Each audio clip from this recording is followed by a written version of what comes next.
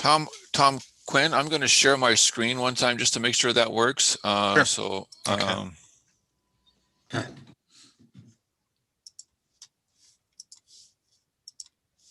all right. Is it Good. Can you see it? Yep. Yeah. Okay. Thank you. And Bob, Yes. that document is actually in the packet. Yeah, I know, Tom, Unless you have more. No, but it's easier for me to navigate rather than me to Sure. tell you to, scroll up 3 pages or something. So it'd be just quicker for everyone if I just navigate that one, if you don't mind. Perfect. Makes sense. Okay, you're now live. Okay. Good morning. This is the Tuesday, February 23rd meeting of the Dunn County Planning, Resource and Development Committee. I see by our screen that all committee members are present, along with a number of our staff. And so we have a quorum. Approval of the minutes from February 9th, 2021 meeting. Anyone care to make a motion? Mr. Chairman, I will move approval. Supervisor Morehouse, is there a second? I'll second it, Mr. Chairman. Supervisor Anderson, thank you. Any discussion, corrections, questions about the minutes as presented? Okay, we have a motion and a second. All in favor, aye? Aye. Aye. Opposed, same sign. Minutes are approved. We have, I think, one public comment, which is up on the screen now, and I'll read that. This is from Terry Nichols. Dear Mr. Quinn, I am submitting my public comments for the upcoming PR&D committee meeting, February 23rd. While I am in complete support of the directional planning process Dunn County adopted back in March of 2016, I noticed that this process didn't seem to be embraced for whatever reason. I'm glad this issue is finally getting some importance. After reading this report several times over the years, it is very evident that much time and effort by many people within the county and outside the county. One suggestion for me would be to make the directional plan process an agenda item of all standing committees, just to keep it in the limelight. I understand that all committees need to put time and effort to see if they have made progress relating to the directional planning process since its inception. My second comment is I can't understand why the LOSG report isn't included along with Dunn County Ad Hoc Groundwater Committee final report. The unique element I found important in the LOSG report was long and short-term goals and timelines. The county could determine the progress by the timelines established in this final LOSG report. Like the directional planning process, the LOSG report involved many hours and people's time within and outside the county. These reports are nothing but words unless they are acted upon and incorporated into action plans. I believe these reports are one way to communicate to Dunn County residents. At one time, the LOSG report was posted along with the ad hoc committee on groundwater final report on Dunn County's website. Unless I'm mistaken, I don't see it anymore and had to dig to find it. I thank this committee for their time, understand the important work they have ahead. Terry Nichols, Town of Colfax, Dunn County. Thank you, Terry, for your thoughtful comments as always. And we will make note of them. Item 5, consideration of actions to be taken by the PR&D committee. Item A, Dunn County Directional Plan. Mr. Coulson. Yes, good morning, everyone. Paul Miller is here with us, and him and I are going to kind of do tag teaming on this. So I think I will just kind of open it up in general and then turn it over to Paul. And if I need to, I can finish up, and then we'll turn it over to the committee for questions, comments, maybe some homework assignments. So the directional plan, back and I'm going to share my screen now, just so that you folks can see what the plan. So we're all on the same page here. Is it on the screen now? Yep. Yeah. Okay. I think that most everyone is familiar with the directional plan. Not everyone may have been around when it was adopted, but it's been around and it's been talked about. But maybe hasn't really been worked on to the degree that maybe it should have been. And so I brought this to the attention of executive, and executive overwhelmingly recommended that no, the directional plan is important, and as supervisors, and it's really a plan for the supervisors. It's a unique plan in that it's really written for the decision makers rather than staff to keep tabs on it. But staff is here as support for each committee and for the supervisors. So it was brought to their attention. There was, like I said, there was a lot of enthusiasm or support to maintain it. I think there is some confusion maybe in just what it is that we being supervisors and committees are supposed to be doing here, and that's part of the discussion today. It's on your agenda as an action item. Not necessarily that action is expected today, but if it were to happen, that would be fine. But it's more of re-engaging committees in the discussion about the directional plan, and the directional plan is really focused on one thing: proactive government and ways to get there. And as you march your way down the pyramid, proactive government means that there's quality of life elements in what we do, that there's board engagement, there's public engagement, there's transparency, and it's something that is sustainable, something that we can continue to work on today, tomorrow, and well into the future. And it's sustainable from that standpoint, not necessarily from sustainability as it's looked at maybe in most conversations where it's a green effort. It could be, but it's really, can we sustain this? Can we implement it and keep it going? And then at the bottom, there's some initiatives. There's 10 in the plan. There are 5 on the front of the plan. Originally there was 4, and on February 21, we developed the broadband policy to the front of the plan. The fact that these are on the front of the plan does not mean that the other 5 in the plan aren't important, haven't been worked on, or shouldn't be worked on. But you have to have a place to start, and it's much easier to prioritize and check off things and then move on than it is to try to work simultaneous on everything at one time. So I want to just kind of bring you guys' attention to initiative number 1. This is the Planning, Resources, and Development Committee. You oversee the Environmental Services Division and Register of Deeds. And so Initiative 1 is develop an environmental policy. It seems that this is a perfect fit for PR&D given the work that you folks are doing. And I know firsthand the work that the committee and the staff are putting in towards the things that are on your agendas.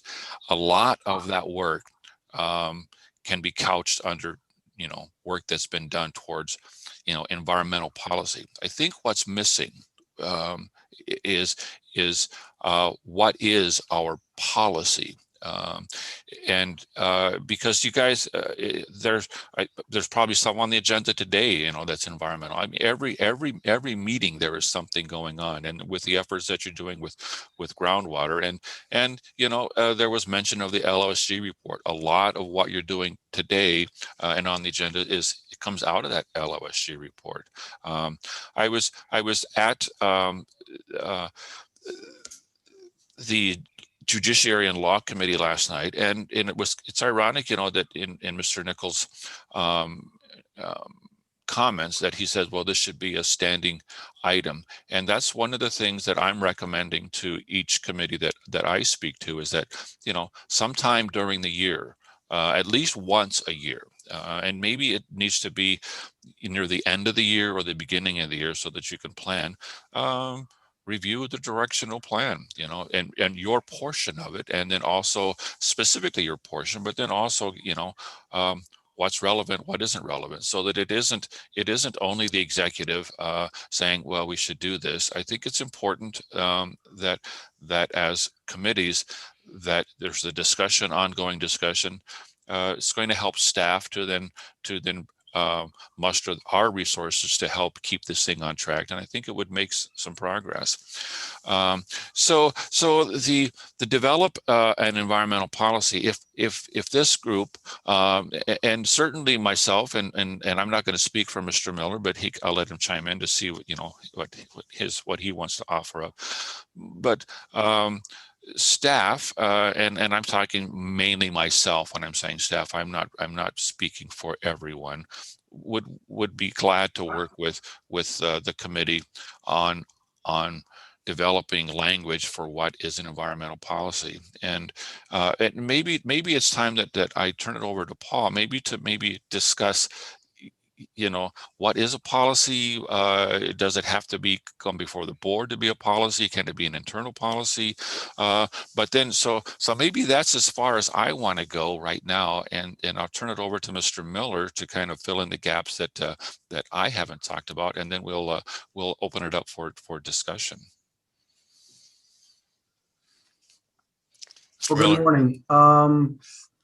So the best I can do is give you my take on what it is we're attempting to do. The executive committee asked, and there's a couple of you that are on executive, asked that each standing committee take a look at the directional plan, look at the initiatives that are in the directional plan, discuss the ones that fall under their purview, and discuss any others that might be appropriate to add that aren't there or eliminate that are there.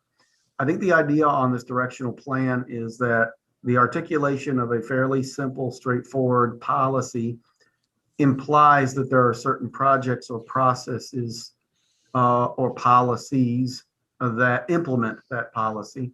And that if we manage to implement policies relative to each of these initiatives, it will lead to the kinds of things that are in the second tier of that pyramid: quality of life, board engagement, public engagement, sustainability, which itself will in turn lead to the proactive government. So the question I think in front of this committee today is, do we already have programs that are implementing a de facto environmental policy? Are there more programs or procedures that we ought to adopt in order to implement such a policy? And have we done enough? Are we ready to actually articulate it? This is what we presented at the Neighbors Committee last week, and what Bob talked about with Judiciary and Law last night. What I'm going to recommend following conversation today is that staff can take a stab at actually writing an environmental policy and then listing the kinds of programs, the previous efforts, LOSG, ad hoc groundwater, that we've already undertaken. Bring that to this committee next meeting, or perhaps 2 meetings since you meet twice, at least next month. Bring it back to this committee with a draft of an environmental policy and a list of those programs, so that you as a committee have a chance to weigh in. Yeah, that policy sounds right. No, we want to adjust it this way. Oh, and by the way, in the list of programs, we left out this, that, or the other. Or, hey, in thinking about this, maybe we need to add some stuff. We're not ready to articulate a policy. That's one of the possibilities. I suspect we'll find that we are ready. It's just a matter of doing it, but I'm not asking, and I don't think it'd be very efficient for this committee to attempt to do it on the fly. Let staff take a stab at it. So for today, if there are initial thoughts from committee members on the directional plan in general, on the environmental policy in particular, or on any other of the initiatives that are in the plan, or thoughts about initiatives that are not there, this would be a good time to have those kind of discussions. And Mr. Chair, what I would recommend is that we simply go around to the committee members and ask for that kind of feedback, those thoughts, not to put everybody on the spot. And you could certainly say, look, I need time to think about this. I'll have more to say next time we talk about it. But at least give that opportunity, so we're doing something fruitful at this meeting with an eye towards something more solid the next time we talk about it. Okay. I'm fine with that as a beginning point. Why don't I just start with my screen, kind of in the order that you all are in front of me, and that would put Supervisor Kinnear up first. Mike, if you want to share your thoughts about those comments, that'd be helpful. Yeah, thank you, Mr. Chair. I really have no specific things to talk about right now. I think it is a good idea to kind of bring all of our progress, I like to look at it to date, and have that starting point next time we're able to meet and talk about it in a month. But it's I've listened to this presentation a couple of times, and I'm still just a little confused as to where to start myself before we get the draft from staff. It's my understanding that if there are other things that we would want to bring forward for one of the categories, is that something we're looking to do also? Or okay, I see Mr. Miller shaking his head yes. So no, it's something I need to think about some more, and I'm looking forward to a draft so we have a starting point. Thank you. Supervisor Anderson. Yes, thank you, Chairman Quinn. I'm delighted that Bob Colson has brought this back to us. Three of us are chairman of committees within Dunn County, and Bob Colson brought this to our executive committee, if you remember back 2 weeks ago, February 10th. And it occurred to me at that time that I have one new county board supervisor that probably is not aware of this, but the other four of us need to review it and go over it again. So I think every committee is going to be doing this. Remember, I asked at the executive if I'm going to be inviting Bob Colson to come to my next CR&T meeting and do the very same thing we're doing here today, to review this entire directional plan and to come up with what we're calling our policy. And I'm all for it. And Bob, I think your leadership and what you've done here is great. I was going through my mind again, myself. What's our vision? Review our mission. Look at our short-term and our long-term goals. Sometimes I've been a little remiss with my leadership and my committee of not always reminding my committee of that. So I'm 100% gung-ho for this, Bob, and fully support that we move ahead and make sure that every one of our committees has a chance to review this, and then maybe we can come back and look at it together and hear what maybe I want you to hear what Chairperson Morehouse has to say about in her committee. Thank you, Mr. Chair. Thank you. Supervisor Morehouse, you're next. I'm unmuting myself. I agree with what's been said already. I think it's brilliant to bring this back. It is ridiculous to engage so many people and so much expertise in a planning process and then to shelve it. I think for PR&D, it's hard to understand the individual pieces, but I do think that what we've been working on in the years that I've been on this committee, it in fact is an environmental policy. It's just not codified in any way. And we certainly have a lot of sort of tentacles out there of programs and initiatives that we've launched. So it feels, for PR&D, it feels reasonably easy to do some work on this. My question then is, does environmental policy disappear off our radar screen? If we say we have this and we move another initiative up to the bottom tier, what happens to the ones that we say I'm going to put quotes, air quotes around it, that we've completed? So that's a question. Volunteer, Mr. Chair. And I've not discussed this with Bob, so Bob can certainly tell me I'm crazy. I had anticipated, however, that through this process, we will have at least some, if not all, of these initiatives with a policy statement with a list of programs, et cetera, that we do that are implementing those policies, and that those will be incorporated into this plan as an amendment, as an update to the plan at the end of this process. And then, and Bob and I have discussed this part, so I know he won't say I'm crazy. This is something that we would do annually, revisit it. There may be, say we do draft and adopt policy statements on each of the initiatives. Say we do have the accompanying litany of efforts that we're making to implement them.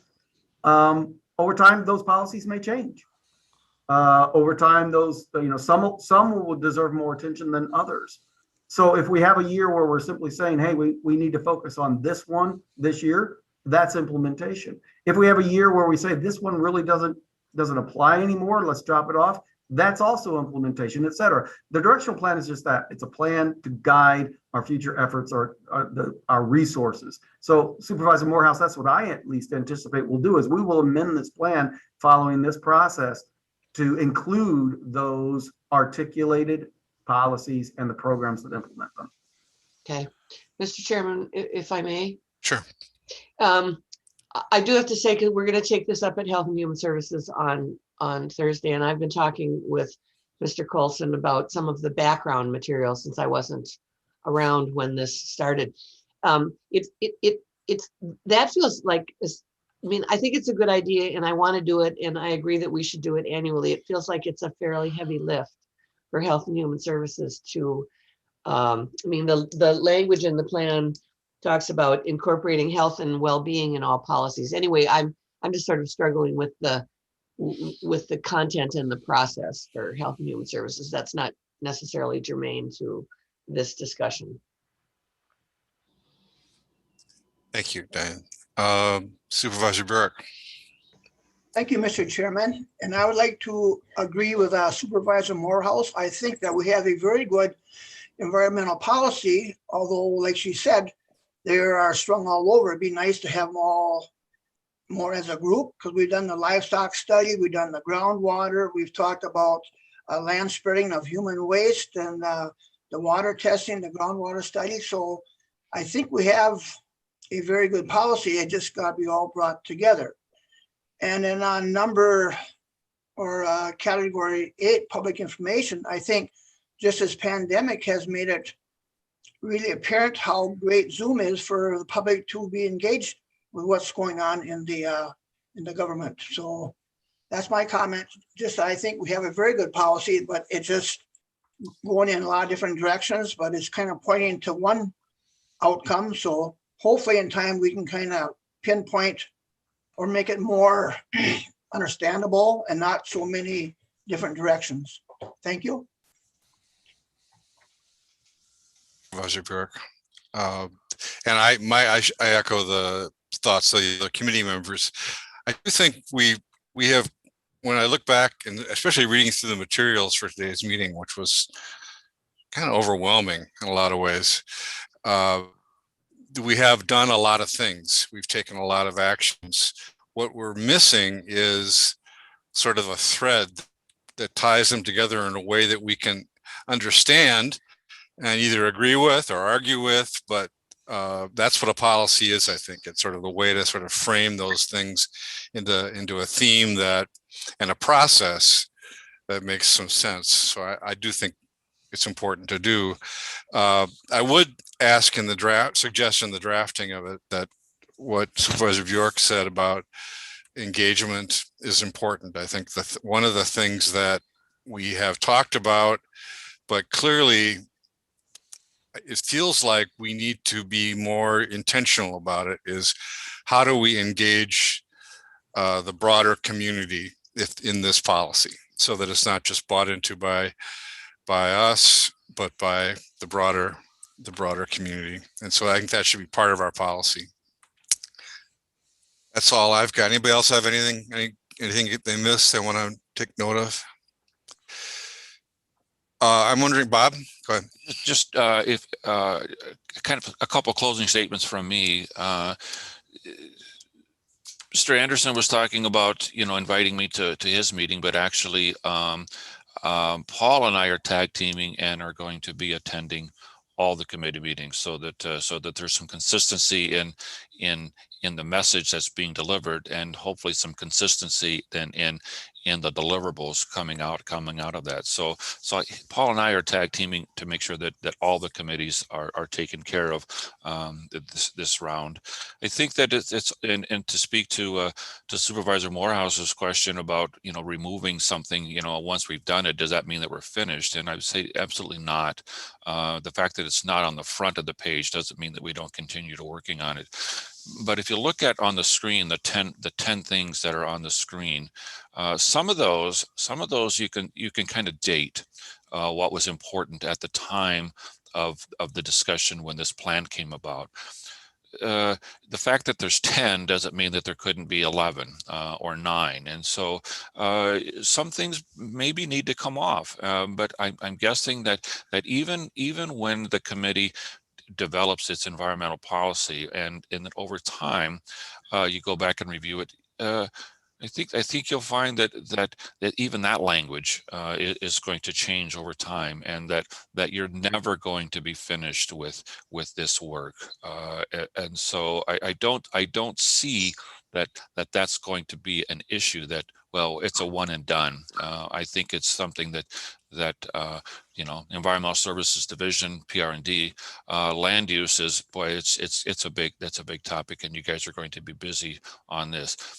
I think that you'll also expand, you know, your vision in terms of other areas that you also want to tackle, but this is a starting point, and it's only a starting point. So part of this, you know, look at those 10 on there, and if you have questions about what does it mean, who does this, you know, does this even need to be on there, write those down and get them to myself or to Mr. Quinn or to Paul. Or if there's things on there that you think that, boy, what about this? You know, this, it was brought up, you know, about the pandemic in conversations. Those weren't even on the radar screen at the time this was drafted. So it does evolve, and it is constant, but it's only going to evolve if it's picked up and looked at on a regular basis. So I'll get off my soapbox and turn it back over to the committee. Thanks, Bob. Looking at this list, I'm reminded that the discussion that this group had, which was really long and really detailed, one of the discussions was, well, what about a legislative program or a legislative policy? And the difference between program and policy came up. But the discussion, the context of the discussion was, look, we have, as a county, we are whipped back and forth by the changes in policy that come from particularly the state, but sometimes the federal, but particularly the state. And we don't have any strategy. We don't have any tools, any structure in our county governance to allow us to have some influence on that. And the discussion went back and forth, and it was like, should we even try? Is that the appropriate role of a county government? In the end, we said, yeah, we should do that. And I think last night we had probably the best example of how that number 5 got turned into what really is kind of a legislative program and policy, where we adopt resolutions in our committees for the most part. We sort through them, we identify them in a document, and then we have a process for bringing them forward to one, in some ways, to the Wisconsin Counties Association, but more importantly, directly to legislators in a way that I think is unusual for county governments to do. But that's just sort of, if you want to, it makes me feel okay, like that discussion, that was worth having, because we ended up with something that makes county government a better process as a result of it. Just an example.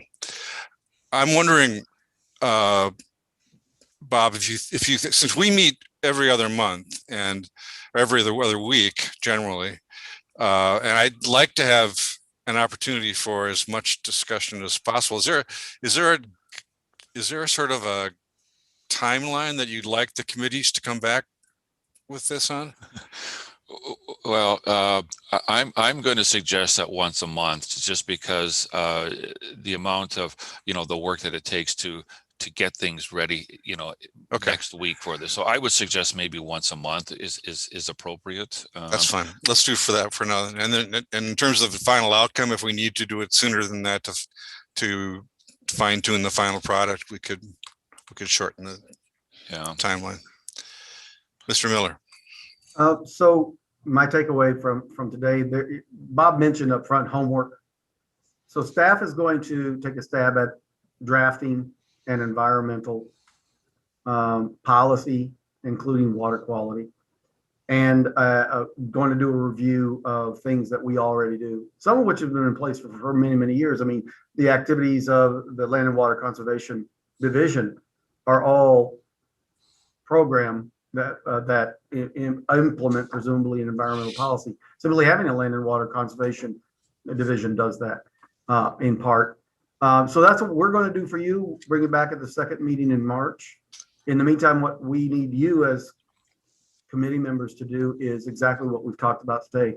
Take a look at the initiatives, give it some thought. You're not restricted to environmental policy, water quality.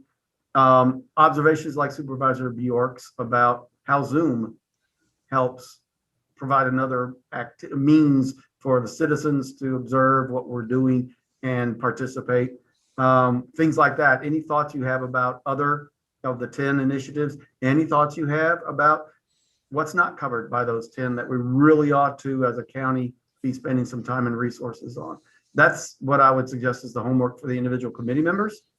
There's nothing that says you have to hold those thoughts until we actually put this on the agenda for PR&D second meeting in March. You could certainly send any thoughts you have at any time via email or phone call to Bob or me, so that we can include it in whatever materials we pull together for you for the next discussion.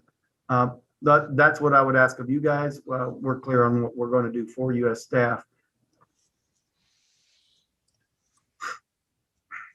Okay, any final comments from the committee? All right, then we'll move on. Thank you very much. Paul, I'll call you Paul, later this afternoon, and we can just maybe make sure we're on the same page with what we're going to do. Well, the only thing that the committee needs to understand is, of course, is about Bob will do all the work that I don't have to. Isn't life grand? Thank you, Paul. Pull that out of the minutes. Well, thank you, Mr. Quinn. Okay, thank you very much. Let me stop sharing now. Okay.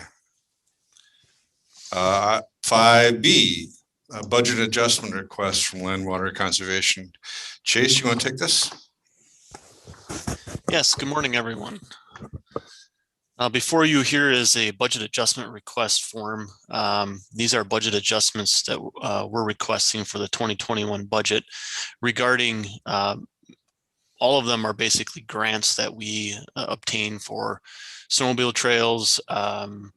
There's another stewardship grant there for Devil's Punch Bowl. And all of these are grants that we've obtained since the budget 2021 budget was approved. So these are adjustments that are reflecting grant funds that will be coming into Dunn County. Therefore, we have revenues as well as expenditures, and they zero out in the end. If you have any particular question about a specific grant or a specific adjustment, I'd be happy to answer them. Otherwise, there's some explanation near the bottom of the form as well. Any questions?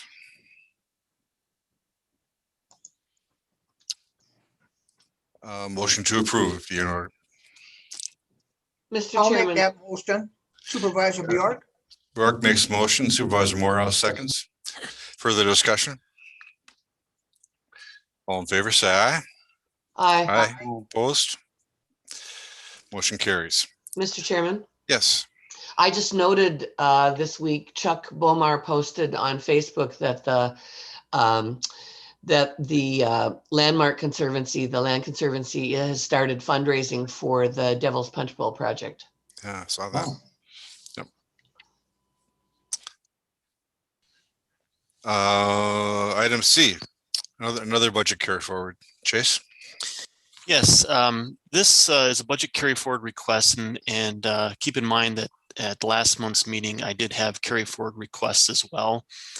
We intended to have these as part of a budget adjustment. However, due to the nature of the funding, it was within the 2020 budget, these items. And some parts of these projects were completed in 2020.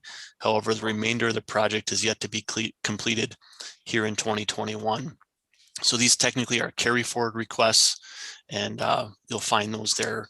Snowmobile trail grant would be that 18-mile creek reroute. And the second one there would be for our farmer-led watershed group, the Red Cedar Conservation Farmers, in carrying funds forward that were not incurred in 2020. If you have any specific questions, I can attempt to answer them. Any questions? Motion to approve?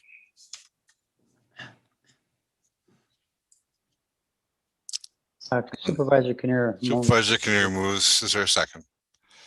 I will second it, Mr. Chairman. Supervisor Anderson seconds. Any further questions? Call the question on. All in favor, say aye. Aye. Aye. Aye. Opposed? Motion carries. Thanks, Chase. We have no public hearing today. 7 staff reports. Review of groundwater ad hoc committee recommendations. This is our monthly sort of review of that. Chase, did you and Heather have Yes. some? Okay. You bet. I'm just going to start off real quick. Heather and I have a real brief update for this, but I want to make a comment, and it does tailor in with the earlier conversation regarding the environmental policy. And this ad hoc recommendations from the ad hoc work group, do have intentions for supporting an environmental policy. So we will definitely include this as part of our homework regarding that. And as you can see, the process that Heather and I have begun since my start of employment here in Dunn County is to get a better handle on all these different pieces that fit into the work that we do here within the Land and Water Conservation Division. And it's our intention to review the full report from the Groundwater Ad Hoc Committee, in addition to just what you see before you on these recommendations. So we're going to look at all the details of it and how that fits in with our Land and Water Resource Management Plan, which we'll talk about in a little bit, as well as some of our manure and waste management ordinance review, which we'll also talk about, as well as the various other things that we're involved in. At this point in time for this update, I'll turn it over to Heather just for a real brief update on a conversation her and I had and with some of our partner departments. So Heather, if you wouldn't mind touching base on that.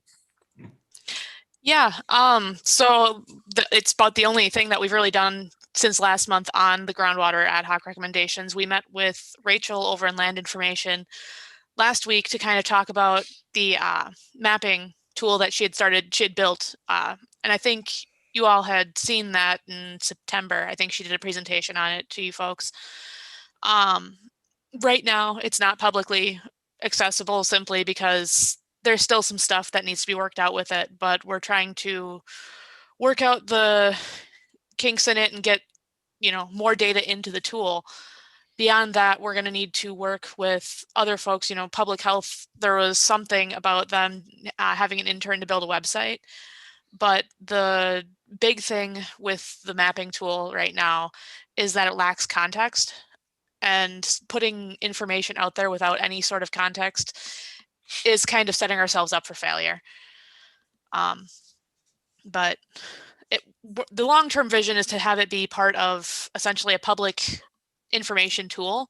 So it has the contextual information, and then we also need to sit down and have a conversation with Corporation Counsel about privacy concerns and things like that, because at the end of the day, this is private citizen data that we're using for the current mapping tool. So that's where we are on that. Thanks, Heather. And just for the sake of the conversation again, as I've coming on board here, filling this position for Dan Prestabach after his retirement, I have a lot to learn and regarding all these different programs that are in place. And I think this is a nice opportunity for us to revisit a lot of these, help me get up to speed and define a direction for the implementation of these, all the work that's already been done by so many of you over the years. And it may be timely regarding the environmental policy discussion to help fit all those pieces together. So if you have any other particular questions regarding this specific agenda item, we can attempt to answer them as well. Mr. Chairman, Yes. for Chase and Heather, one of the questions surrounding these data was specifically who was going to be responsible. And I'm not sure that that question has been adequately answered. Who's responsible for input? Who's responsible to whom do citizens direct information? You know, those sorts of questions. So when you look at this, can we make sure that we address the call it the chain of command here? Who does what? Yeah, that's point well taken. You know, that's part of our discussion that Heather and I had as well, is just trying to get a better understanding of what went into this document. You know, obviously Heather and I both are the newest Right. members of this department. And I think it is a unique opportunity for us to take a new look, fresh look at all of these things. And those particularly are how we're evaluating the direction of our division, is to you know, basically understand what role and whose responsibility it is to track and keep up to date on these types of things. So your point is well taken and definitely part of our discussions here internally. Thank you. Supervisor Kinnear here, Mr. Chair. Sure. Diane, thank you for mentioning that. That is one of the things I've been looking at. I have a more general comment. Up on adopt an erosion control ordinance, I attended a city town meeting. The towns around the city and the city meet every 2-3 months and share information and such. And one comment I got from Tom Menominee Chair and one of the board members from Red Cedar is they have no control over a large commercial building and what they do with their water from the roof and so forth. Now, I understand the DNR might regulate that, but in talking with them, it's been up to them to contact the DNR to make sure things were carried out safely. So it's just, I look at this, and we looked at this when we did the ad hoc committee, and it does have actual need. It's not just something we came up with. And so it kind of surprised me that they brought that up and asked me to bring it to the PR&D committee and talk about it. So that's just in general, but that's it. Thank you. Okay.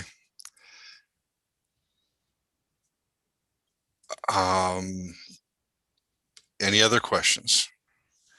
I think the ones that have been clearly the need to clarify responsibilities and going forward is really important. And so really happy to hear that those discussions are happening and that we're going to straighten that out. It'd be great. Thank you. Mr. Chairman, before Yes. if I might make one comment. Chase, I haven't had a chance to officially welcome you while you and I worked a great deal before. I'm very happy about it. And I would simply tell you and Heather that we understand and how you're working and have some things to learn. Well, so do I. I'm new on this committee as well. So Chase, hang in there with me together. But we'll continue to work and learn. And so I just wanted you to know, Chase, we're delighted and you will do a great job. And don't get worried. At times I sit here and wonder, how far behind am I? And then the rest of the committee is patient with me and they bring me up to date. Welcome aboard, Chase. I appreciate that. Thank you. Chairman Quinn.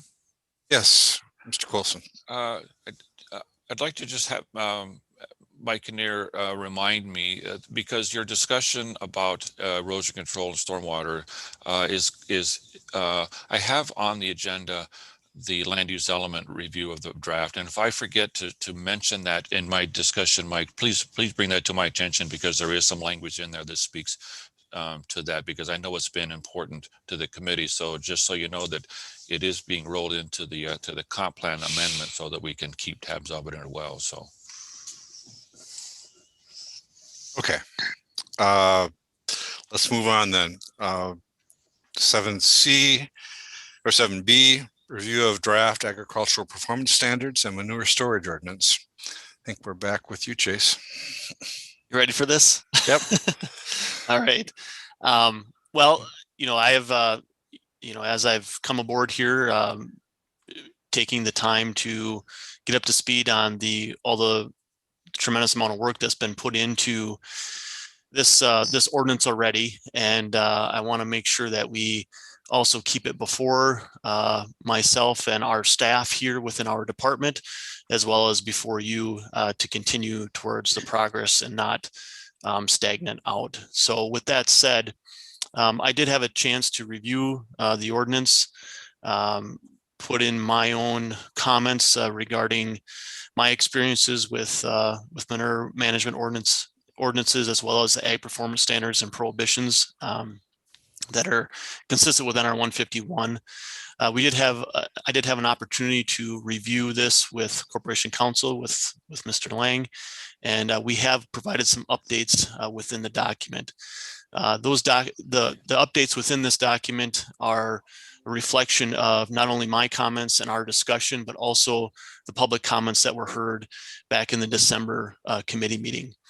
At this point in time, I'll accept your direction as to how much detail you would like me to go into, but my plan would be to just go through the page by page here and just give you some brief highlights on some of the main changes that we implemented, as well as a little bit more detail on a few particular items.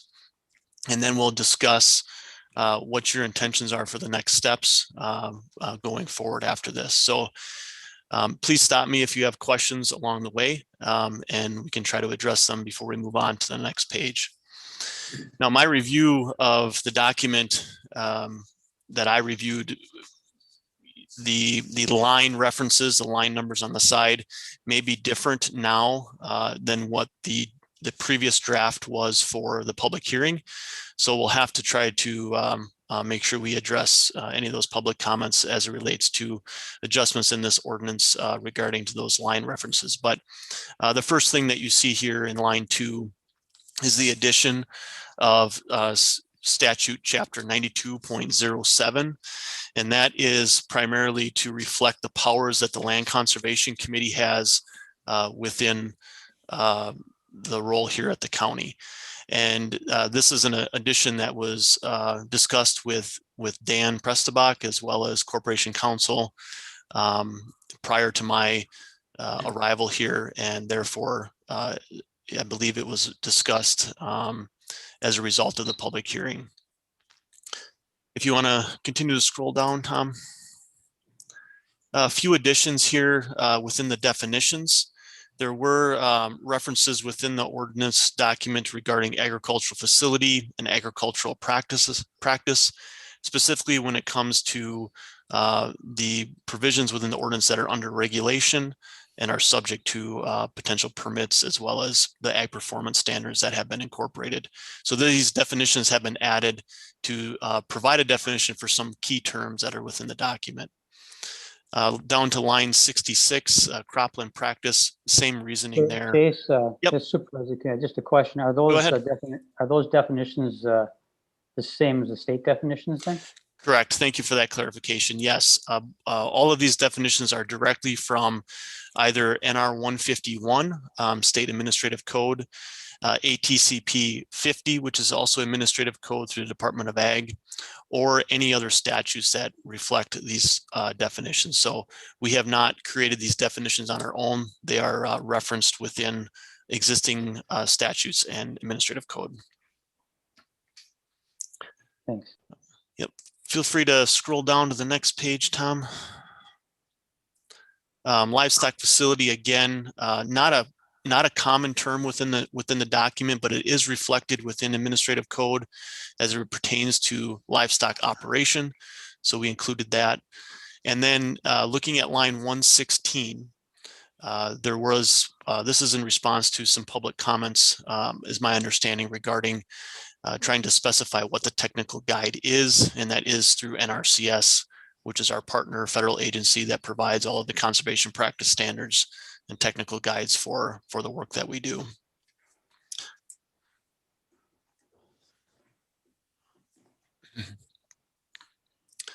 The next one here you'll see is under activities and facilities subject to regulation.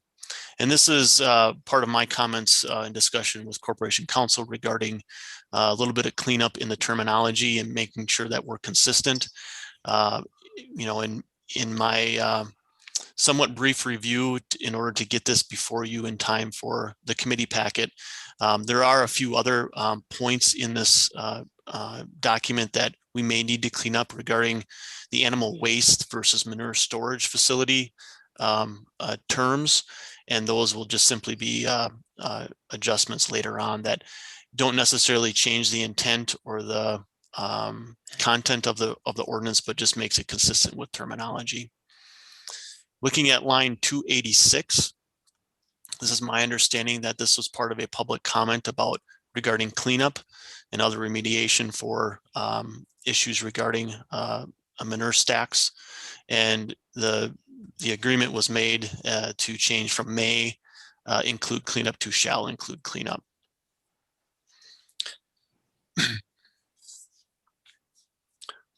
Next thing here would be, again, some of those terms that we added into the definition regarding the performance standards in lines 296 through 297 would be just that these terms, cropland practice, livestock operation, those are key terms that are in administrative code and statute. And we wanted to make sure we were maintain consistency with those terminologies. Therefore, they are reflected here in this portion of the document, as well as previously stated in the definitions.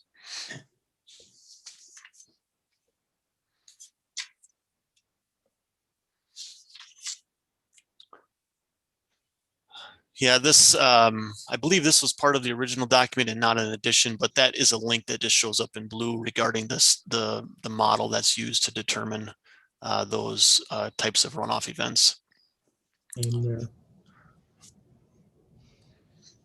So looking at this section 10.12, application for an issuance of permits. So again, the first couple changes are just terminology changes for consistency. And then looking down at lines 481, 482, and 487, looking at exceptions to permit requirement.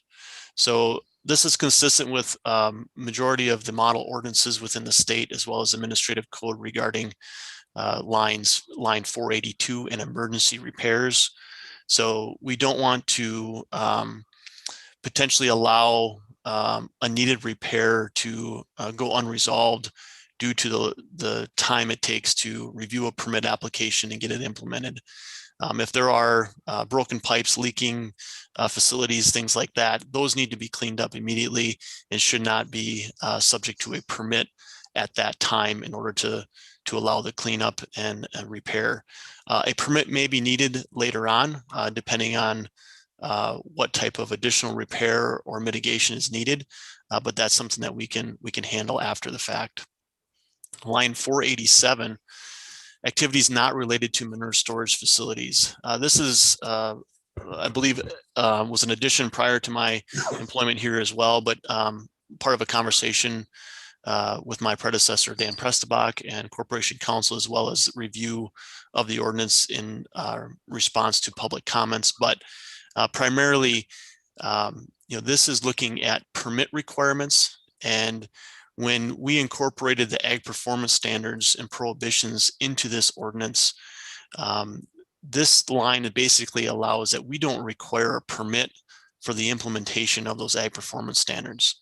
Permits are typically for the structural practices regarding manure storage facilities and structures, and not necessarily would we require a permit for someone to adopt a nutrient management plan as part of the prohibitions and ag performance standards. So this is trying to make sure that it's clear that activities not related to manure storage facilities are not subject to a permit, and we can still allow implementation of those ag performance standards.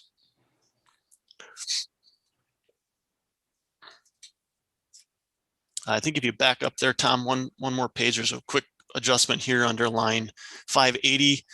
This is just an addition of days, the term days. Originally, it stated the division shall receive and review all permit applications, and within 45 of receiving, this is to clarify that within 45 days of receiving the application, we need to act as part of our division. So continue on, please. Lastly here would be regarding permit fees. And this is based on part of my past experience in my previous position within county government, as well as also looking at the ability for a county to address the need for changes in fee structures without having to modify or amend an ordinance. So this would identify basically creating a table that would be reviewed by this committee annually to be sure that the fee structure are appropriate for the type of work involved. And Corporation Counsel Lang and I discussed this, and he provided this language to incorporate within the document.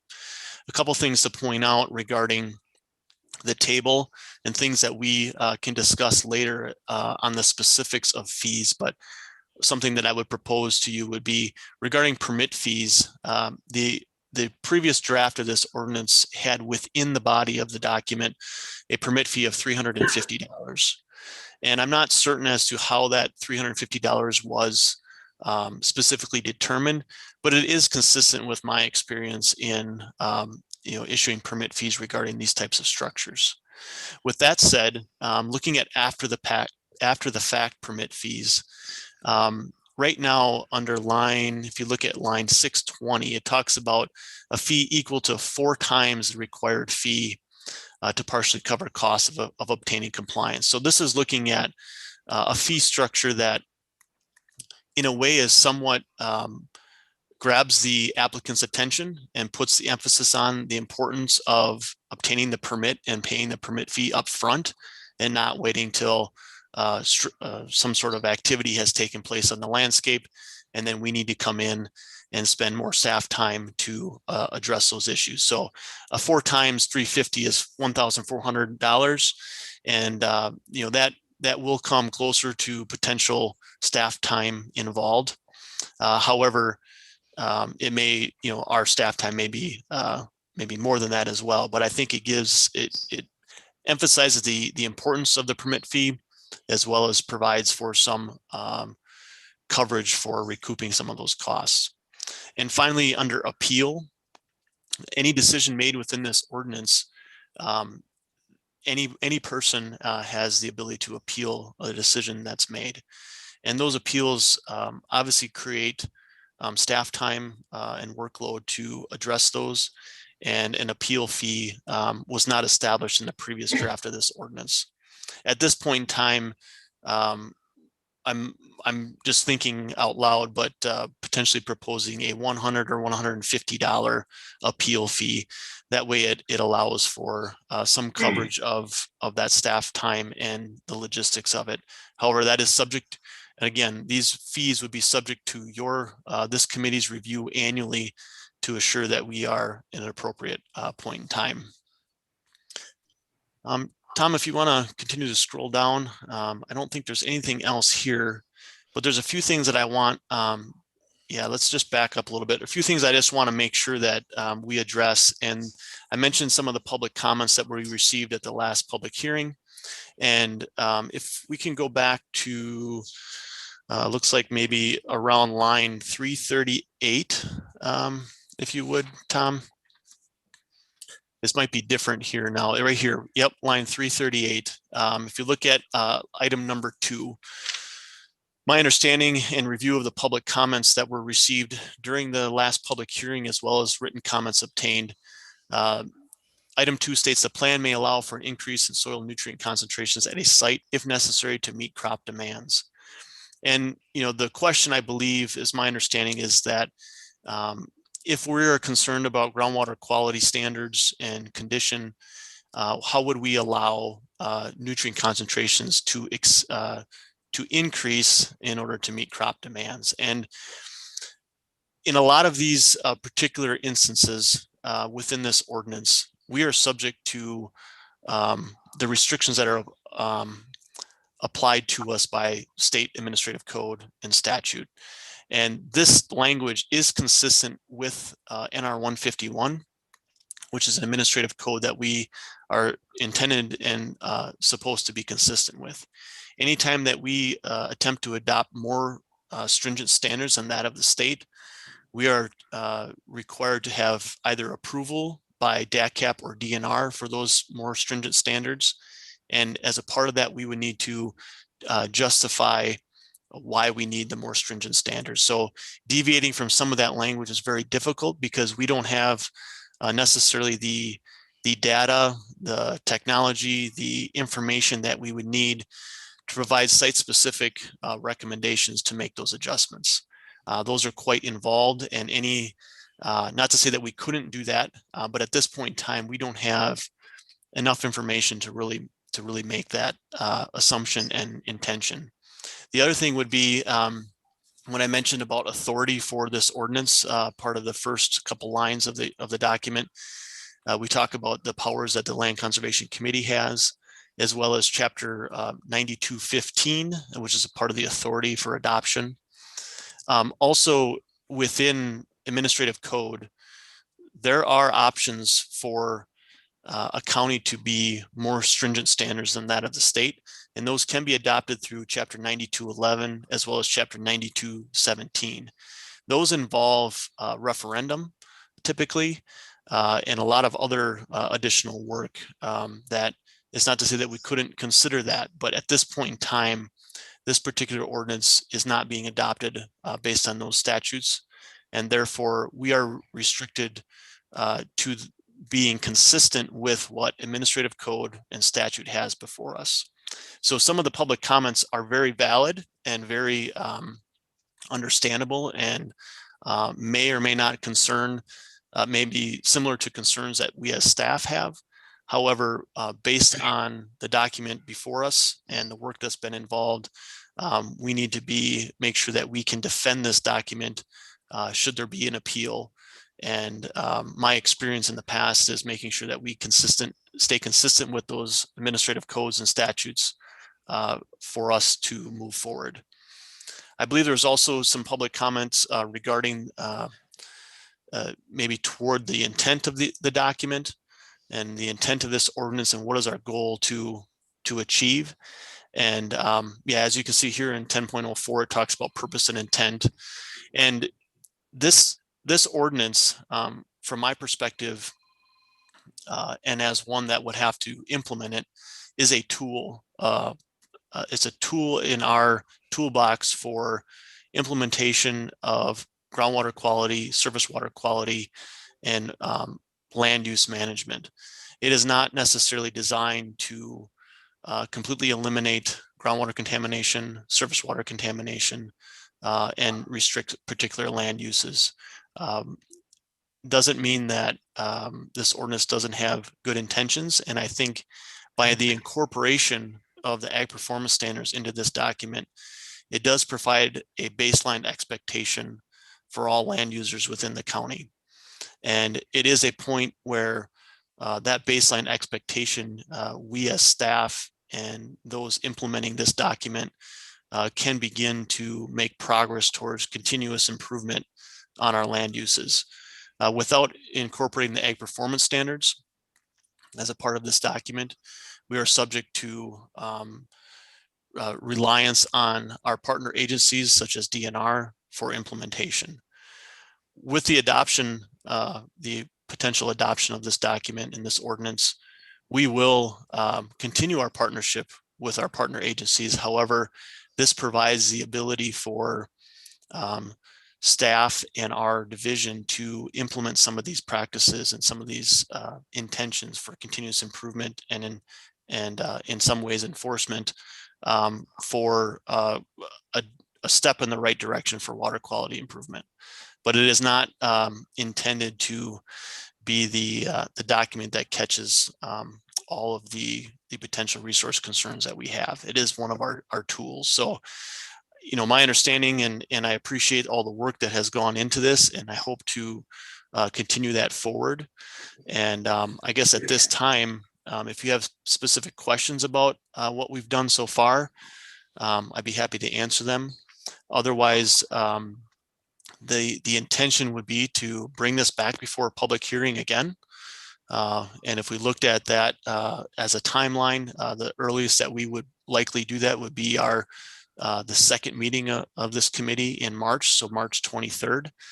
We are required to do a Class 2 public notice for this, so we would need to get that in the works for to be in the appropriate locations for March 3rd as well as March 10th. So that is the intention right now, and I accept your questions and any further guidance that you have regarding this, or if you'd like me to go into more detail on anything. Supervisor Bjork, the question, Sure. Mr. Chairman. Yes. On the appeal process, you have to pay money to have an appeal started. So what would happen if the courts agreed with the applicant that they were okay? Could it be something like a 4 times penalty to the staffing agency that that they have to pay to the individual to go through the trouble and the lawyer's fee and everything? What's good for the goose is good for the gander. This is Nick, Corporation Counsel. That the appeal that's described in this ordinance is kind of an administrative appeal. It's not an appeal to the courts. It's the ability for someone to say, Chase did not make the right decision with respect to my application. And so I'm asking the Planning, Resource and Development Committee to review what I've submitted to him and make a determination as to whether or not he made the right decision. And so it's an internal appeal process.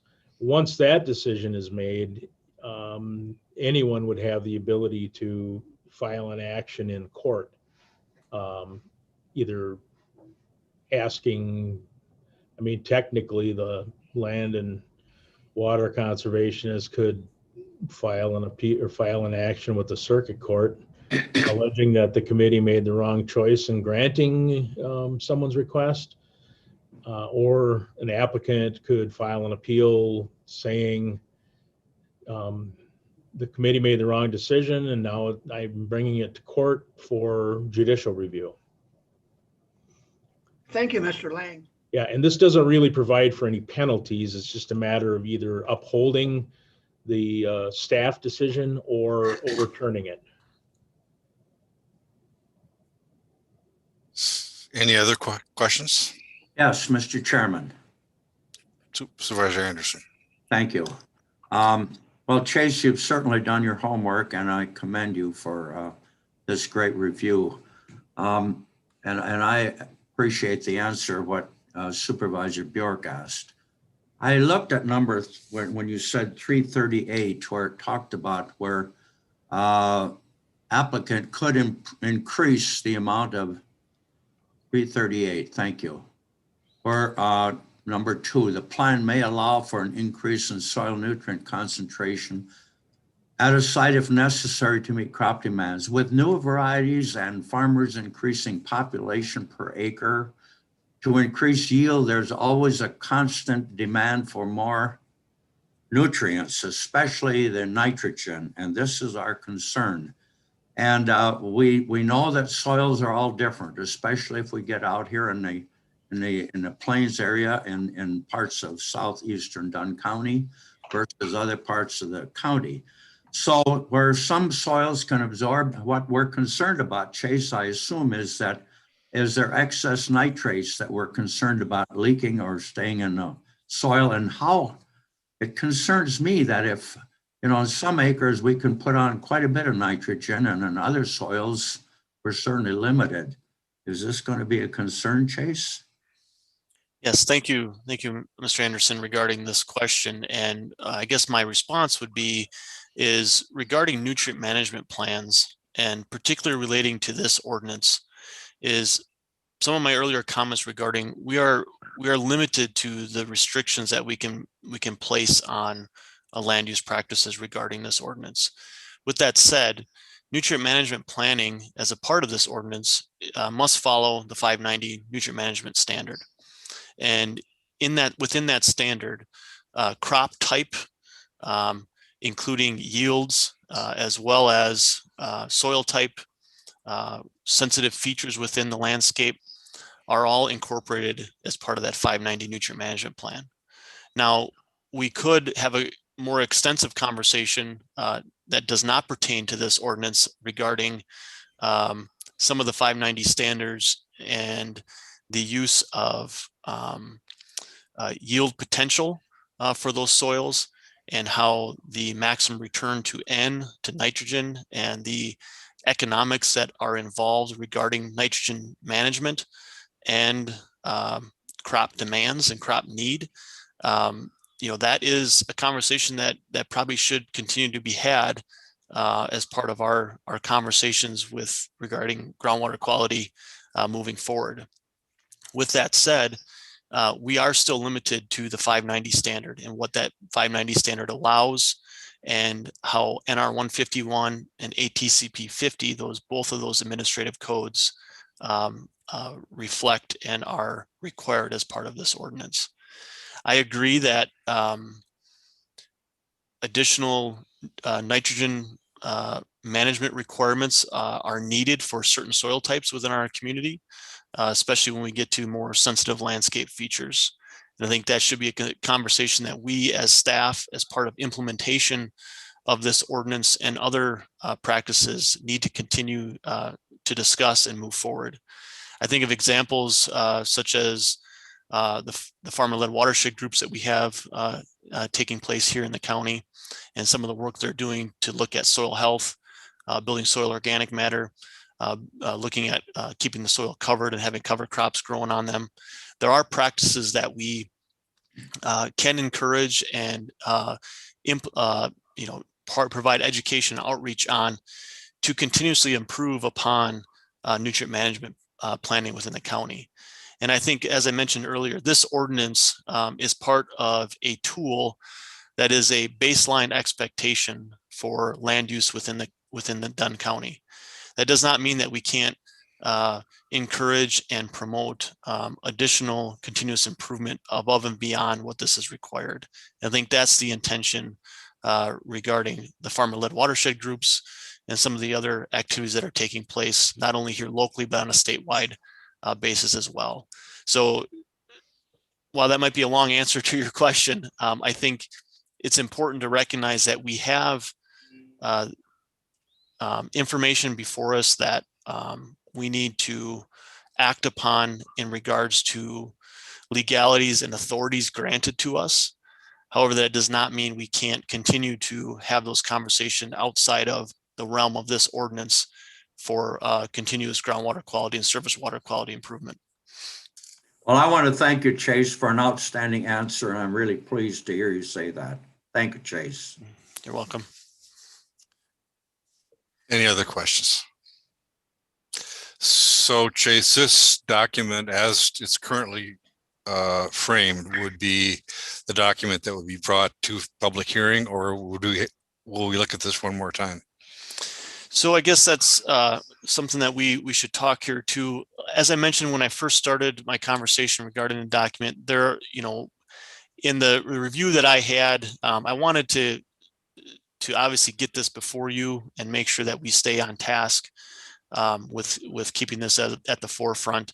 And there are a few things within here that we may need to tidy up a little bit, and they may primarily are terminology adjustments, which may or may not be viewed as a change in the intent of the ordinance. So with that said, I guess I would I think we need to go back and maybe just tidy up a couple things that Nick and I can work on. But for the most part, you know, if depending on your practice for moving forward, we could still provide a document in time for public notice in order for a public hearing to be held on the 23rd. So if you'd like to take another, you know, another meeting time to review this one more time, that's certainly acceptable as well. Anybody have any thoughts about that? Be a matter of putting it back additional 2 weeks, basically into to early April. Are you comfortable going ahead? Supervisor Kinnear here. Yeah. Well, let's schedule a public hearing on the 23rd. Okay, then we'll ask you, I hear no other concerns about that. So why don't you go ahead with that timeline, Chase, and we'll do that. Okay. Sounds good. Thank you very much. Thank you. And let's see. You're still on, I guess. 5-year review of the 2017-2026 Land and Water Resource Management Plan.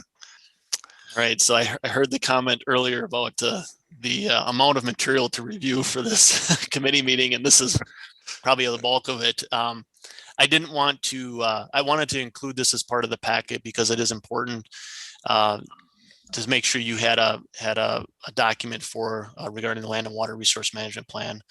And you know, this plan was adopted obviously in with a lot of work that led up to the year 2017, and it is a 10-year plan. It's a document that all counties are required to have in order to obtain staffing grant dollars through the state of Wisconsin. But it also helps define a work plan and some goals and objectives for our local community in response to land and water resources. When we talked earlier about environmental policy, I thought of this document as a key component of it. And, you know, it is quite lengthy, but it does provide a lot of background. It does provide a lot of the public comments that have and participation that helped draft it. And it is worth a read, and I need to continue to read and reread it myself to become familiar with it. I don't intend to go through each of this page by page. The reason this is on the agenda before you today is we are subject to a 5-year review by the State Land and Water Conservation Board.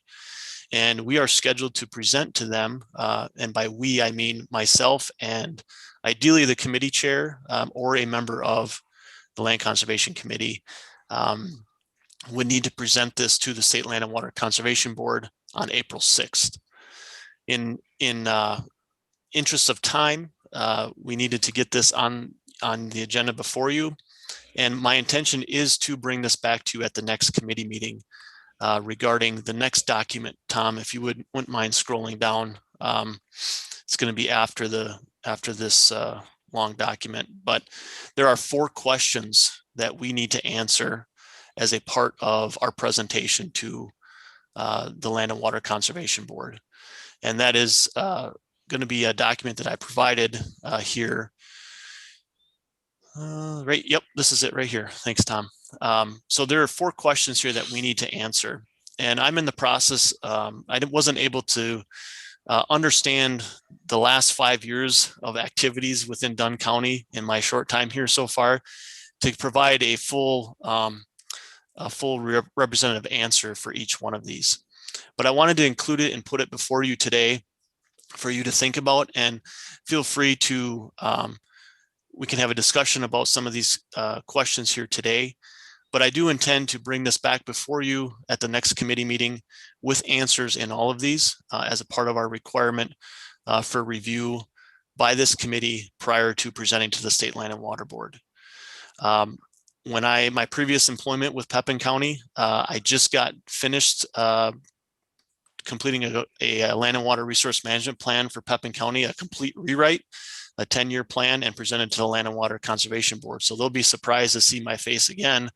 But this type of activity that we have before us right now is much simpler than that, and is purely just a review of what has worked, what have we implemented in the last 5 years of our land and water plan, what things haven't we been consistent with our work planning, and trying to come up with a strategy to address why the original plan is we're deviating from that in some respects.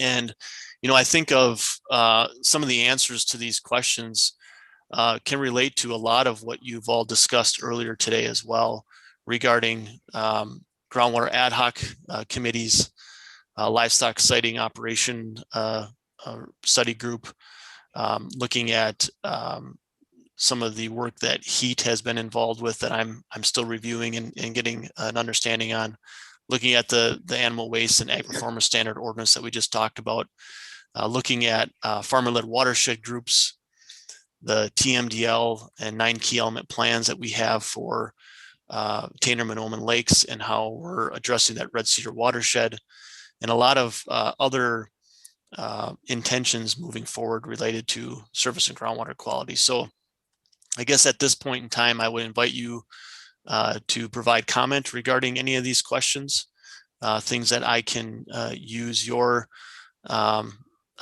experience over the last 5 years to answer. And like I said, I plan to bring this back before you at the next committee meeting with full answers, and to make sure we stay on task and time to present at the April 6th Land and Water Conservation Board. Okay, great. Really interesting reading, I gotta say. It's very good. Any questions at this point of Chase? Mr. Chairman? Sure. I don't have a question, just a compliment. I vaguely remembered that Dan had mentioned this to us, and then of course it immediately slips our mind. So I just want to compliment you for bringing this to our attention so well in advance, so we're not, you know, taking this on at the last minute. Thank you for being proactive and well done. Thank you. And I wanted to provide you content within these questions, but in the interest of time, it just wasn't feasible for me I didn't want to throw something together. Plus, I want to give you the opportunity to help me understand where we've been and what things have worked and have not worked. So like I said, please, if you don't have comments now, I'd welcome you to give me a call or shoot me an email or something that you know, can help answer some of these. But I'll intend to have work with my staff and our staff here in the department to answer these questions and put something together to move forward. Okay. Thank you very much. And we will bring this up. This will be on the next agenda, I guess, again. 7D, review of draft land division ordinance. Mr. Carlson. Thank you, Mr. Chair. So we have a few items, housekeeping here to take care of today on this ordinance, and it mainly involves the classification of land divisions. So what I'm going to do is get into the ordinance here itself and just go through the areas that we have made modifications to since we last met. So in the table of contents section, we have added an entirely new section, 16.075, called maximum residential density. And then if we move down into our definition section, we had to add a term dwelling unit. We end up referring to this in this new section that we created, section 16.075. So dwelling unit, I'll just read it. A residential structure or portion thereof containing separate and complete living area for one family, not including boarding houses, camping trailers, hotels, motorhomes, or motels. Then we'll move down into section 16.075. Line 245. So this is this entirely new section, and I will go through it line by line. If there's any questions, feel free to stop me for further explanation.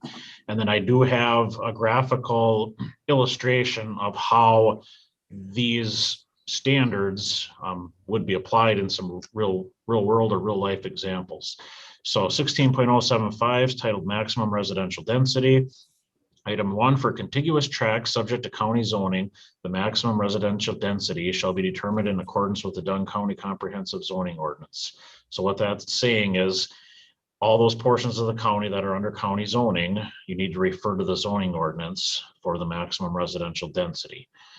Everything after item 1, so item 2 down below, all pertains to those unzoned portions of the county, okay?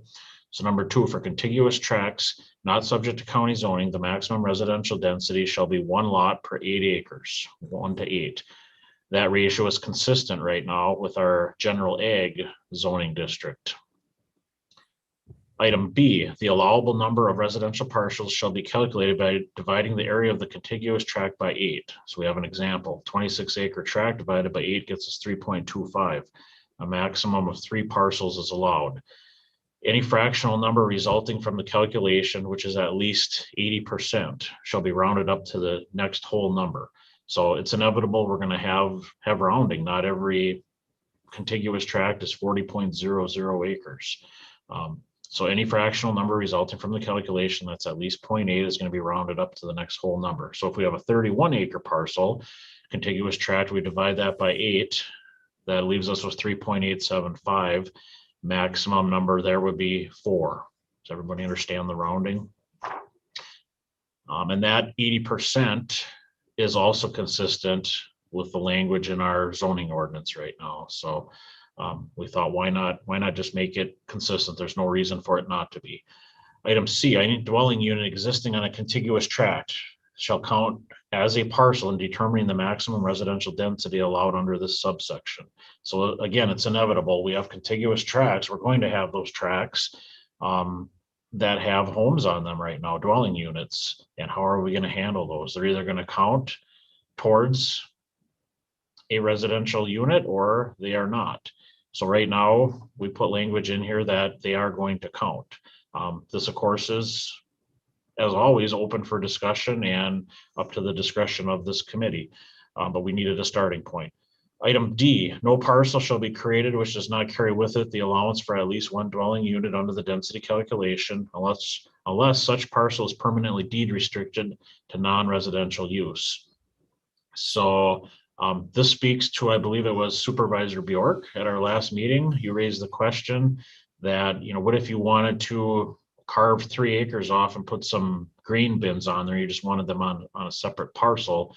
How would that be handled in our draft ordinance? So item D attempts to address that concern or question that you had on that.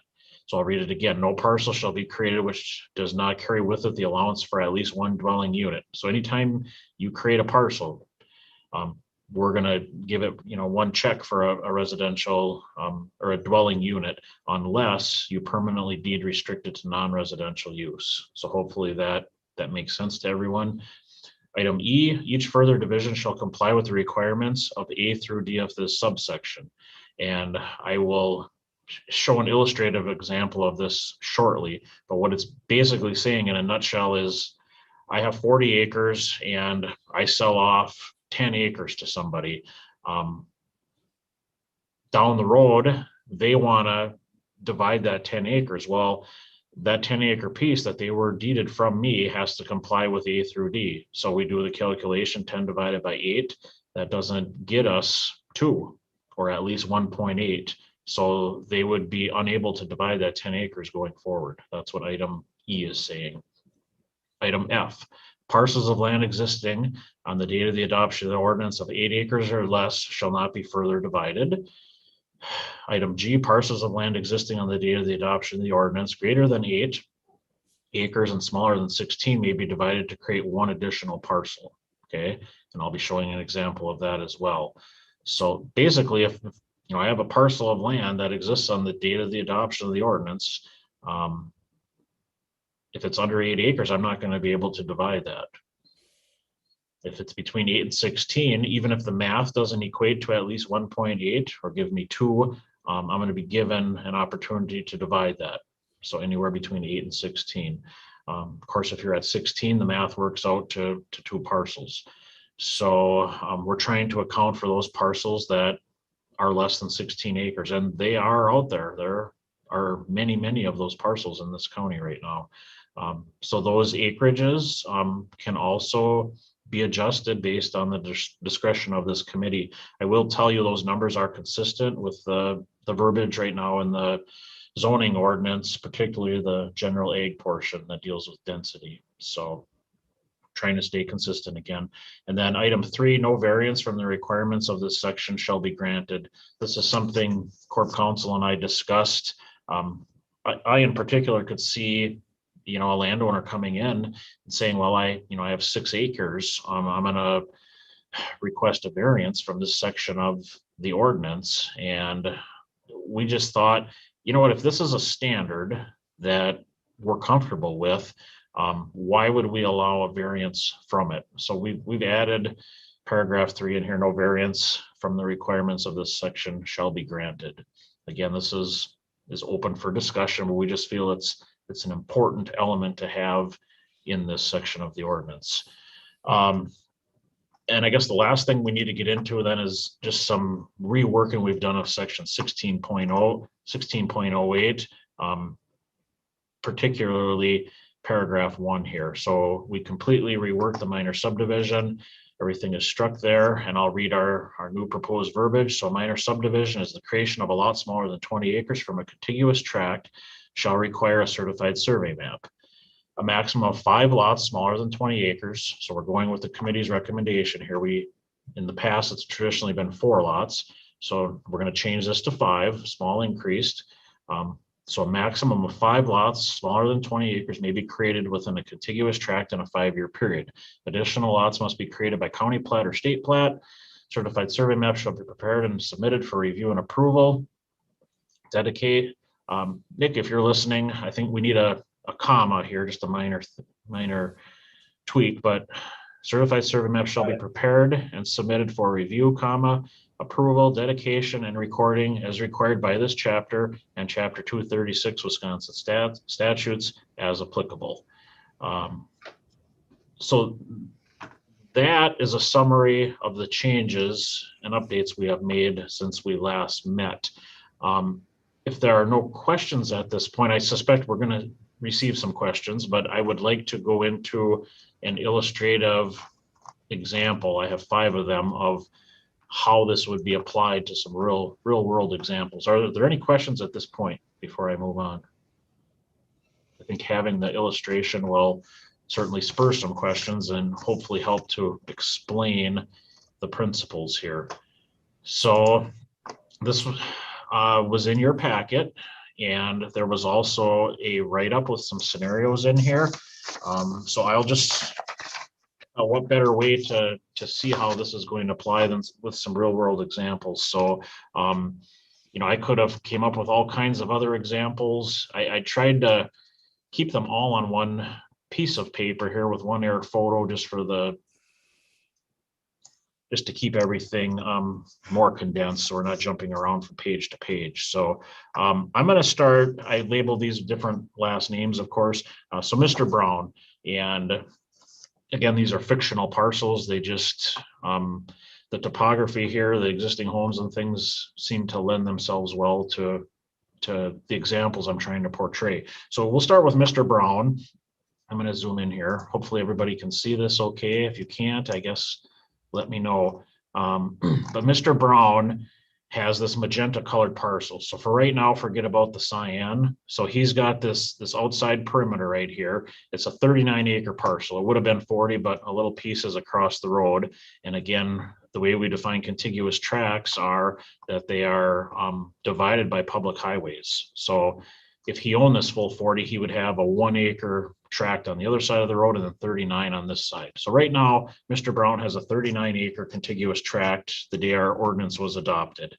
He conveys 27 acres to Mr. Williams. So this cyan colored portion right here, just pretend these lots 1, 2, and 3 are not here right now. So Mr. Brown, 39 acres, he deeds off 27 acres to Mr. Williams, and he retains this 12-acre portion up here.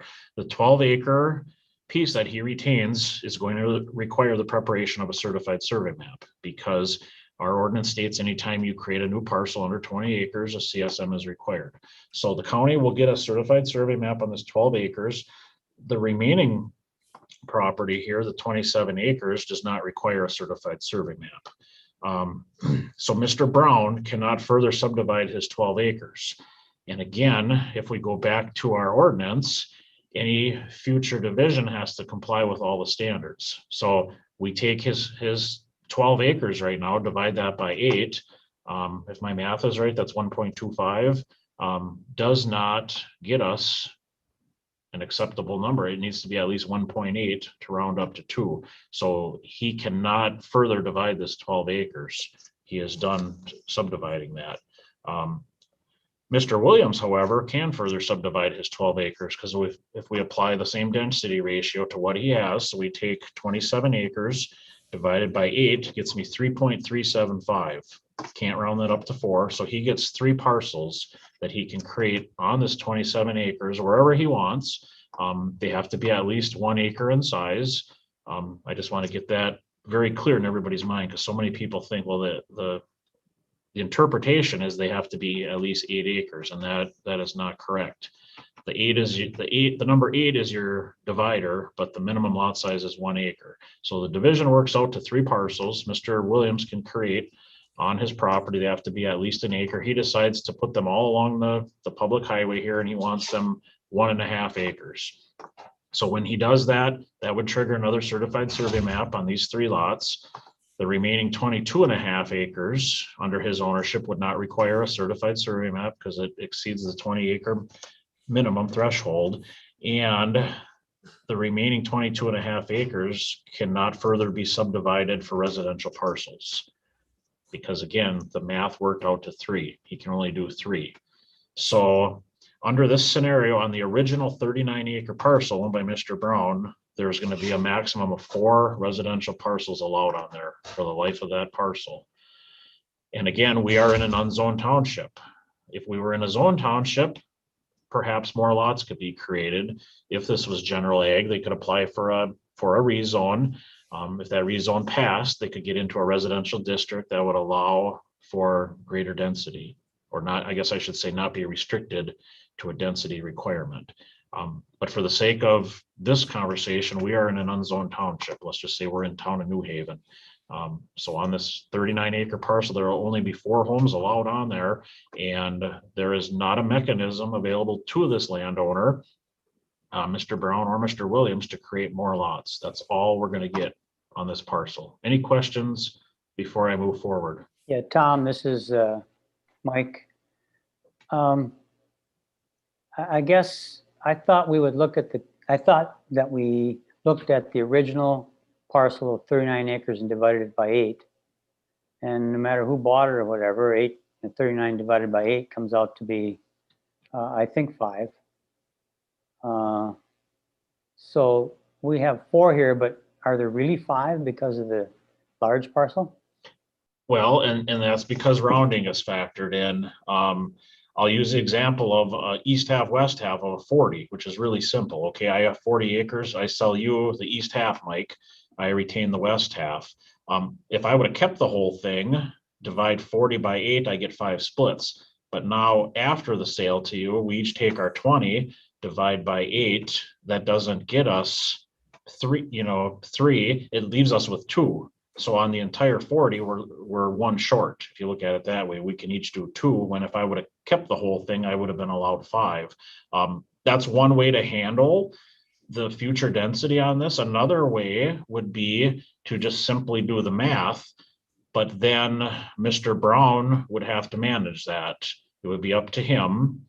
I guess I can just see potential problems going down the road. Maybe I'm making a problem out of something that isn't a problem, but so let's just go back. Mr. Brown sells 27 acres to Mr. Williams. If he doesn't deed restrict it or put something in writing, what is to stop Mr. Williams from using up all the density the dwelling units? He hires a surveyor a week after he purchases it. carves out all the allowable parcels. Mr. Brown is unaware of what's going on. And then a few years later down the road, his plan is to sell a couple acres to his daughter to build a home on, and he comes in and finds out that, well, the density has all been used up by Mr. Williams. Things like that are going to happen. Some would argue, well, it's Mr. Brown's responsibility when he sells to Mr. Williams to record something, or make it very clear to Mr. Williams he doesn't get any, he's getting land, but there are no density credits associated with that, or dwelling units. I guess it's a policy decision that we have to put in the ordinance. And at this point, I guess I feel comfortable with the language we have. It's a math problem. It's not open to interpretation. It's not open to, I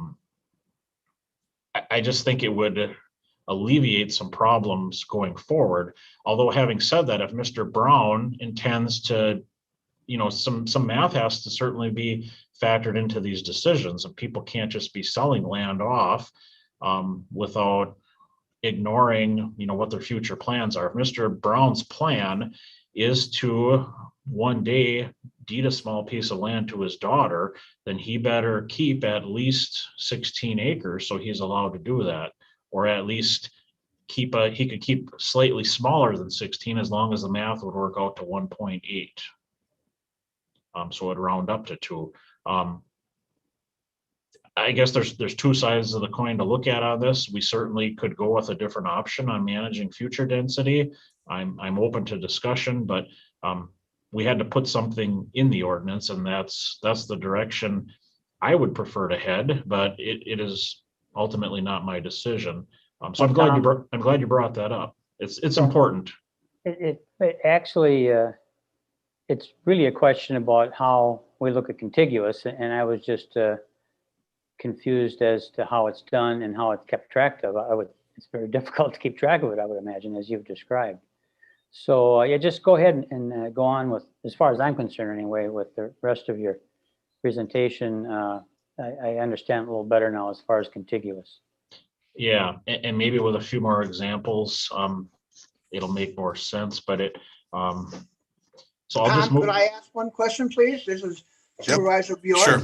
Sure. In this, your first example, just the way it's laid out, if this was done before our ordinance was approved, Mr. Brown and his 12 acres could have one more split, correct?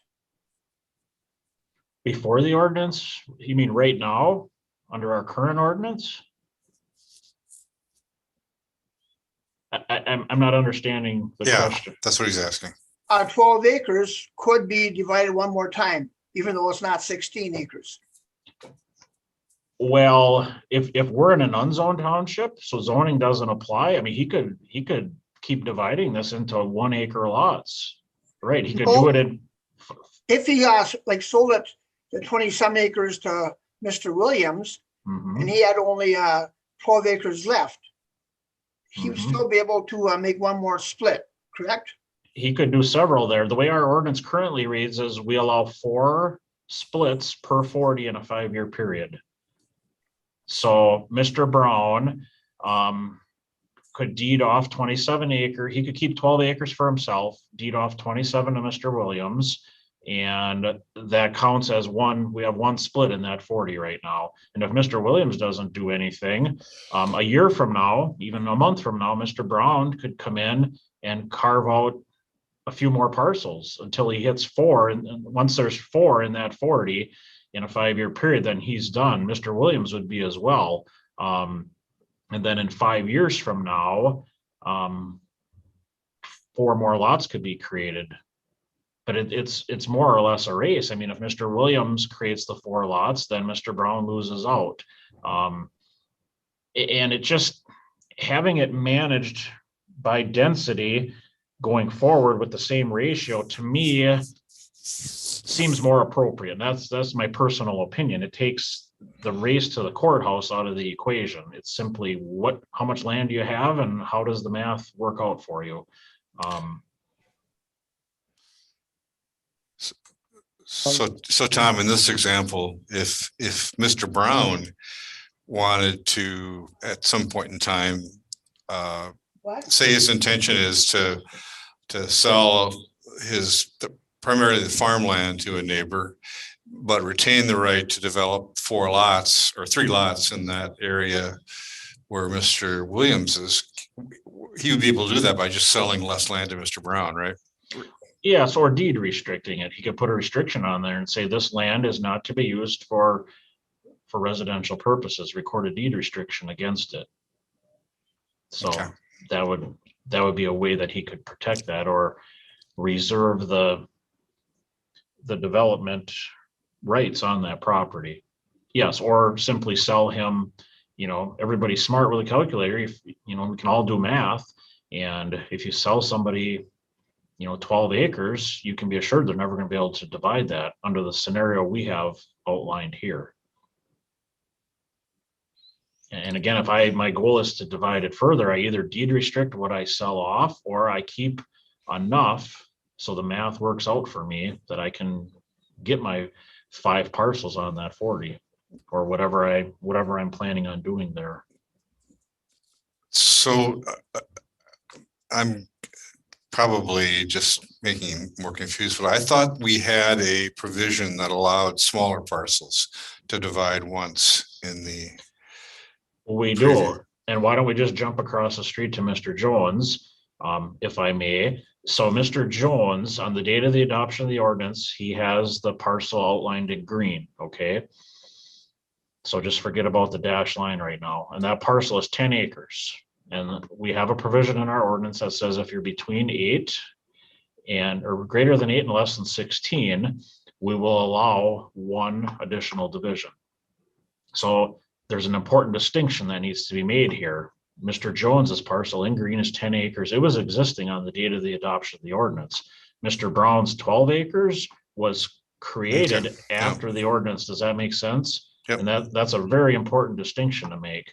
You really have to look at when was the parcel existing at the adoption of the ordinance, or was it created after the adoption? So Mr. Jones has his existing parcel. He had 10, Mr. Brown had 39.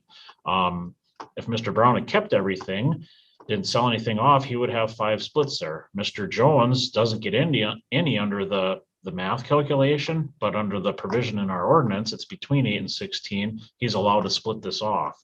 He can create, all the way down to a 1 acre parcel. For my example, he created a 4 acre here, but the fact is he gets 1 partition off of there for the fact that he's greater than 8 and less than 16. Gotcha. So, so that's where that comes into play. If we move down to King and Johnson are basically the same. There's a road that runs up through here, and I kind of split it into equal areas. There's a home on each one of these. So for the sake of this discussion, Mr. King and Mr. Johnson each have an existing certified survey map. It was done 10 years ago. Each one is 7.5 acres. They each put a house on there. We adopt our ordinance, let's just say in August of this year, with the verbiage we have proposed. Mr. King comes in my office and said, well, I'd really like to run a line right here and divide this into, maybe a 3 acre and a 4.5 acre parcel. I've got road frontage on each side. I've got a daughter that wants to build a house here. He is not going to be allowed under our verbiage, under our standards, to divide his 7.5 acre lot, nor will Mr. Johnson, because they are under that 8 acres. And our ordinance is very clear. Any parcel of land existing on the date of the adoption of the ordinance less than 8 acres shall not be further divided. So, and that 8 acres again is consistent with our zoning ordinance, the verbiage, particularly in our general ag zoning classification.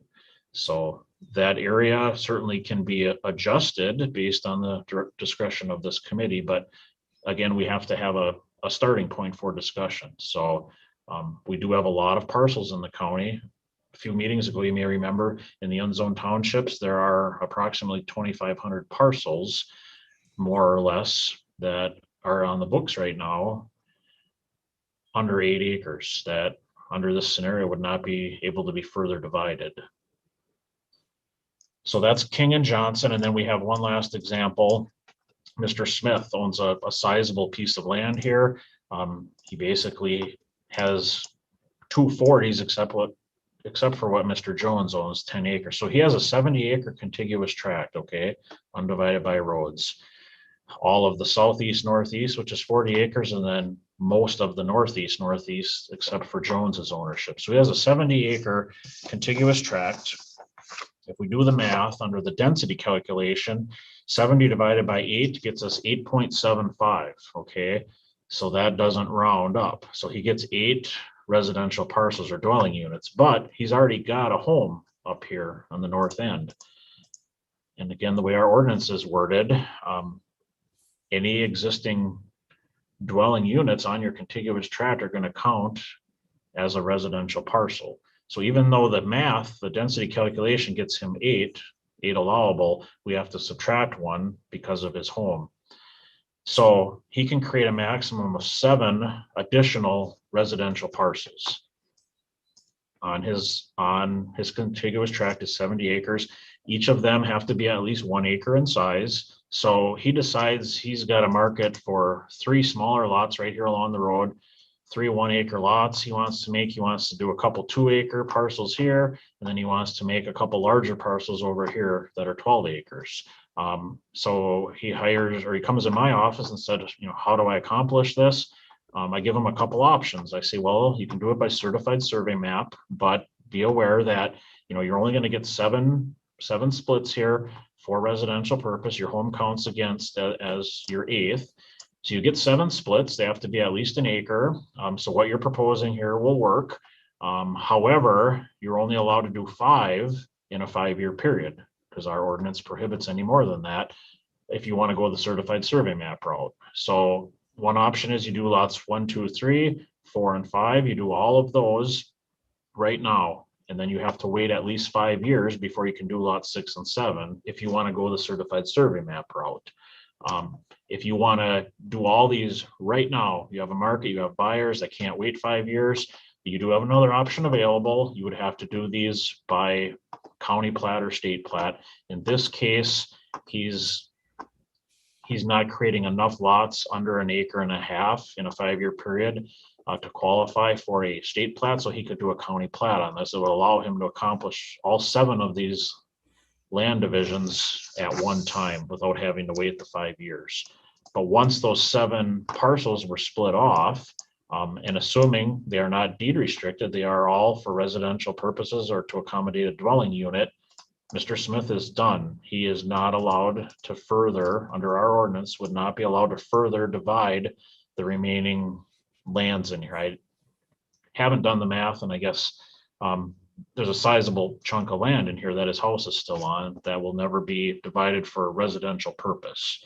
He could down the road say he wanted to sell the rest of this to a farmer or a deer hunter. He could come in and, lop off a 5-acre chunk or whatever around his house.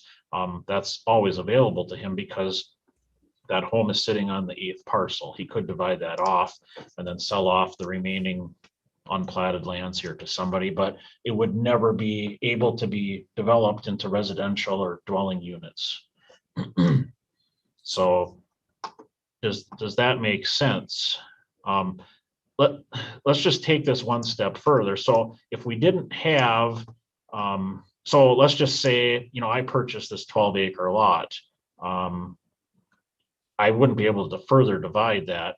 Let's just say Mr. Smith decides to carve out these 2 12-acre parcels right off the bat. And that's all he wants to do. These other 5 parcels, maybe he doesn't even want to do those. All he wants to do is sell me a 12-acre and my brother. So we each buy a 12-acre parcel. Down the road, I decide I want to split it in half. I can't because the math doesn't work out. The 12 divided by 8 doesn't get me at least 1.8 to round me up to 2. Because again, this wasn't existing. My lot 7 wasn't existing on the date of the adoption of the ordinance. It came after. So I have to comply with the same density calculation. I divide my area by 12. Whereas if we did not have that standard in here and we managed density by strictly, there's 8 allowed on this whole piece, I could come in and maybe the terrain allowed, I ran an easement in or something, I might be able to get 4 or 5 splits out of here. And I don't want to say take them away, but use those up so Mr. Smith wouldn't have those available to him. And I just think it potentially could create problems down the road on certainly managing that density. Again, it's one option. I think it's a good option, but it's not the only option, and it's certainly open for discussion and further consideration and or modification as the committee sees fit or deems appropriate. So those are the examples I have. I could have presented more examples. I tried to cover, at least provide an example of all the different scenarios that could come up, from existing parcels to parcels created after the adoption, and how we're managing density and what happens to these remnant parcels here. Again, this example would be only applicable to those unzoned townships. So are there any questions? Questions? I guess I think this is generally the right approach, and my concern is I really don't have any personal concerns about how this works. I wonder about those 2,400 existing parcels that are not able to be split in any capacity, and whether you see that as creating any problems or undue burden to people. Yes, if you want my opinion, yeah. I mean, I put myself in their shoes. I have a 6-acre parcel. I find out after the ordinance is adopted that I can't divide it. And in my mind, if I split that in half, had 2 3-acre parcels, I mean, I have plenty of room to put a home, a septic system, a well, a replacement septic system. It's more grass than I want to mow, but it's a 3-acre parcel. That's a sizable parcel. If I was told I can't divide that, yeah, that could create a problem for me. I may not be happy about that. Other people, maybe not so much. The fact is, we have to draw a line in the sand, so to speak, and say this is what we feel as is an acceptable size parcel that we want for a dwelling unit on the landscape. I'm not saying 8 acres is the magic number. Again, it's consistent with the language and terminology that was adopted in our zoning ordinance in our density section as it relates to general ag. There's nothing saying we can't adopt a different standard in our land division ordinance. We certainly could go down to 4 acres. We could go down to 3. We go down to whatever the committee deems as appropriate. Another option is we could allow this to occur on a case-by-case basis, where they would have to apply for a variance, but then we would have to take the language out that we have right now that says, I'll just go back to this item 3 here, no variance from the requirements of this section shall be granted. If we took item 3 out, me as the owner of that 6 acres could come before the committee and make my case that you should allow me to divide this. But again, I guess in my mind, maybe I'm thinking too much of this, but I can just see a lot of variance requests coming before the committee. I could be wrong on that. And then how are we going to evaluate each one? And once we allow one, we've possibly set a precedent. And now, does that decision we've made affect everybody going forward? And if so, then why don't we just drop this number down to something that we feel is maybe better suited to our constituents, or something we can live with. We have to maintain a 1 acre minimum lot size. That's a given. So I would say, if the smallest we'd probably want to go down to is maybe 2.5 or 3 acres, something like that. It's not going to cover all the parcels, but it would cover a lot more than we are at 8 right now. So that is certainly something that I think needs to be discussed. I brought it up briefly at our last meeting. Yeah. It maybe wasn't the appropriate time. There was not a lot of discussion, I guess no discussion at the last meeting, but it's certainly come to the forefront now, and it's very important moving forward. We have to make a decision on this. So it is a concern, and how we deal with it is going to impact people going forward. Mr. Chair? Yes. Yeah, I've also been thinking about that. And I have 5 acres, for example. And I'm thinking, I'd like to know 2 things. First off, I'd like to know how many people don't want to ever do it. They bought that 5 acres, or they bought that 3 acres, or 4 or 6, because that's what they wanted. And I kind of looking forward to taking this eventually to public hearings so we can get the opinions of people. I kind of like what you've done here, Tom. I'd kind of like to go forward with this and just find out what people are thinking about it. Any other comments?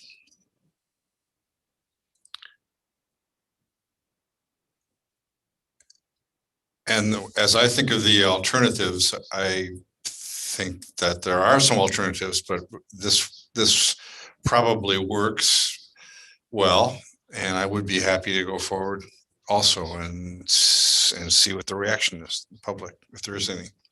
The concern I would have would be that people, if you know, just feeling like we are surprising people, which can happen, but that's always at risk. Point out that Leanne Ralph did an awfully nice job of covering our last meeting and alerting people to the idea of density in the Colfax and Glenwood City papers. Yeah. Any other comments from the committee? Tom, what is your thought about moving forward then, if we were to accept this as the template?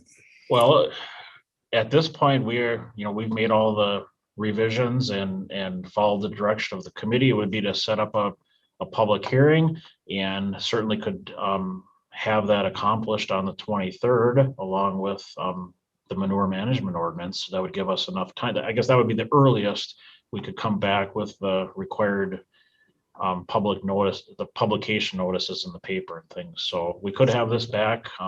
It would actually be a month from right now, our March 23rd meeting. We could hold a public hearing, if that's the direction the committee would like us to move. Is there any concern by the committee about that? It's be a long day. And we don't certainly have to have the public hearing that day. Maybe 2 on one day is much. I just threw it out, I guess, for. Yeah, I kind of think maybe it makes sense to not have both of them on the same day. So if you want to work that out.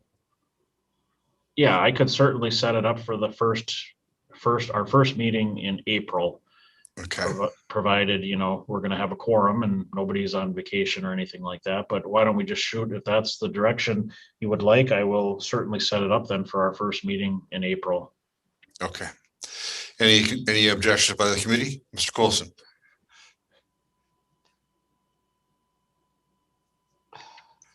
You're muted, Bob.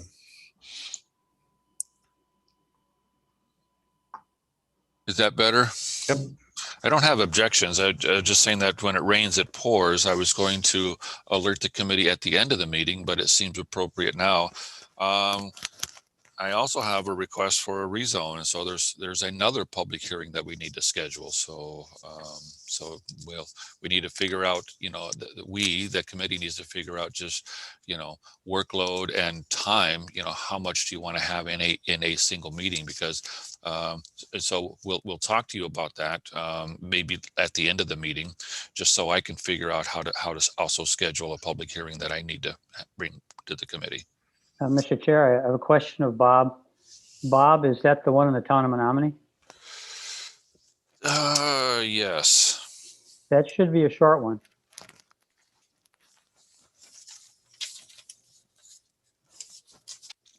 Just for your information, it should be a short public hearing there for that one. It's pretty cut and dried.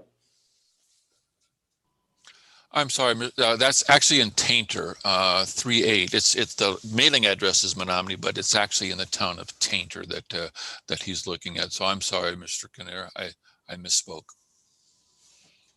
You're forgiven, Bob. First time this year. Well, let's just make sure we don't have more than 2 on the same day.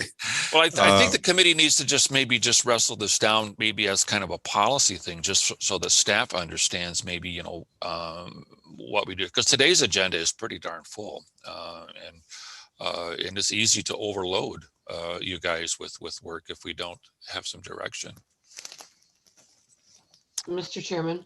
Yes. I'm not sure I'm ready to articulate a policy, but I have a more than sneaking hunch that the land division ordinance is going to generate a lot of public comment. And you know, some of them may not. So I think that ordinance in particular needs its own date for public hearing. Yeah, I'm inclined to agree. Let's consider that. Let's deal with the manure management ordinance on the earliest schedule, and then move the rezone whenever it's appropriate, Bob. And then I'll touch base with you on that. And then we'll put off this one until the later date. Do we need Mr. Chairman, sorry, do we need a motion to move forward on this? Or are we? Good question. I don't think so. I think we can, we're not taking official action. We're just telling the staff to schedule a hearing. Okay. And there's an objection to that, then let's hear it now from the committee. Otherwise, we'll go forward on that basis. All right. Sanitation maintenance forms, data entry project. Yes. So, trying to manage my screen here, pardon me. So, this is a follow-up for the work that we have sitting up front that we can't really get at, and it's also been, I also have been using this, try to bring it before the committee, you know, before the next budget cycle, only if there's interest in trying to address it in the next budget cycle. So we were working with land conservation. They were gracious enough to say, okay, we can provide you up to 8 hours of data entry time so that you can kind of figure out just you know how big is big. And so we did work with their staff, and we got them trained on entering in the data into our GCS software, which is our permit tracking software. And so we found that a person should be able to enter about 30 forms per hour on average. And given that we send out approximately 3,300 forms each year. 110 hours, 100 at 100% compliance, and then, but our office knows that we rarely get 100% compliance on anything, and so we looked at what might be realistic in terms of figuring out what this is, and also it's important for the committee to understand that data entry isn't the full scope of work for this workload. I mean, so if I just kind of walk you through a very broad kind of outline of this work, I'll certainly answer some questions, but I think it gives us a better idea of what we're, how big is big. So if we look at mailing out 3,300 maintenance forms, mailing them out isn't as intensive as the data entry, and so I'm estimating that this is probably going to take us 55 hours. There's a lot of envelopes that have to get processed, and we get a first return rate of 40%, and so 30 into there, about 44 hours of data entry time for that first return rate of what people have sent in. Now we have to send out a second reminder. And right now we're stuck. We can't do that because we don't know who returned it the first time. But if we had the ability, we would mail out a second reminder, another 33 hours to get that out in the mail. And if we get, somewhere around 40% again, another 26 hours of data entry time. And then we mail a third, and that's going to be a final one. We're, at some point we have to draw the line and say we're done.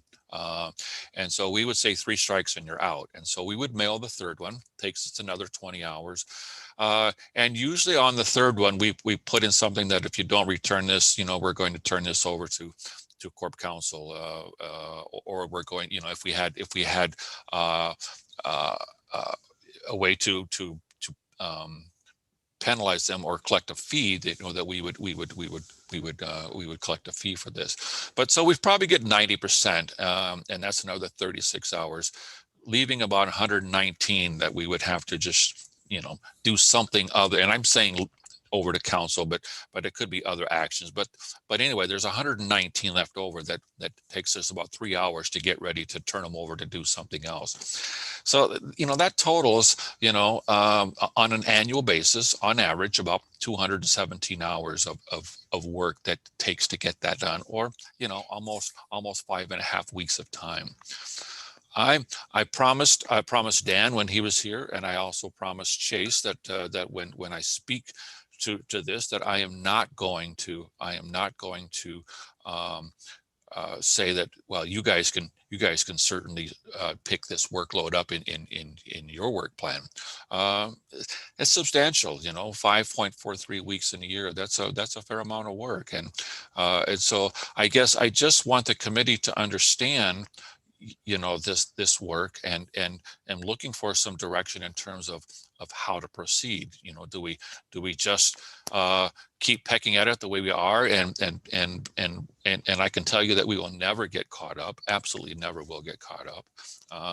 Do we look at hiring a temp service? And we looked at that sometime last year. We could revisit that.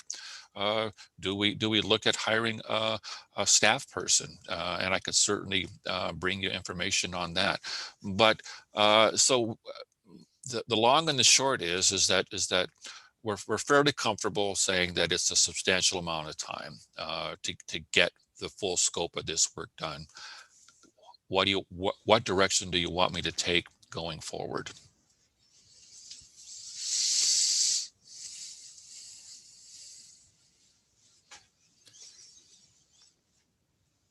Well, and you don't need to, I don't need the direction today. Yeah, that's a okay. discussion, but that's Right. kind of a rhetorical question. But so I have a question.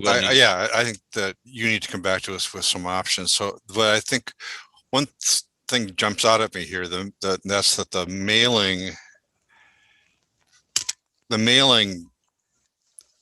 is a lot of the hours, right? The clerical work of folding, stuffing, and mailing envelopes. Is that what it is? you're saying? And and finding these people in the database and making sure you get, there's just it's a task just to make sure you get Okay. the envelope to the right person. It's been streamlined from what it has been, but it's still and that's an estimate. It may be a little bit high. I just assumed that instead of 2 minutes that we could do it in a minute per one, but stuffing an envelope and getting it off the bank, folding it, stuffing it, that all takes time, and that could be a little high, Mr. Chair, but I'm not twice as high. Well, and the only reason I bring that up is because one option that we might consider, and I don't know, depending upon how much of this is actual hours, stuffing, folding, stuffing, and posting envelopes. There are mail services that do this kind of work on a regular basis, and I think they come by our offices already to pick up mail. But you might look into what would it take to contract the mailing of the first 2 envelopes, for example, or the first 3 envelopes, which would require simply getting emailing a database. I'm not even sure if that's legal for us to do, but emailing a database and a form, and then them, taking care of the rest with their automated machinery. Right. Something to think about. I will look into that. That's a good idea. Like I said, the harder piece is going to be how can we share our database? And I think I'll be talking to GCS about other things anyway, so I'll broach that question with them. I have a question, Mr. Chair. Yes. Bob, is all this happening because you're down positions in your department? Absolutely. So the actual solution would be to fill the positions, is that correct? Fill the position or contract out, but yeah, we need additional manpower to get at this work. Thank you.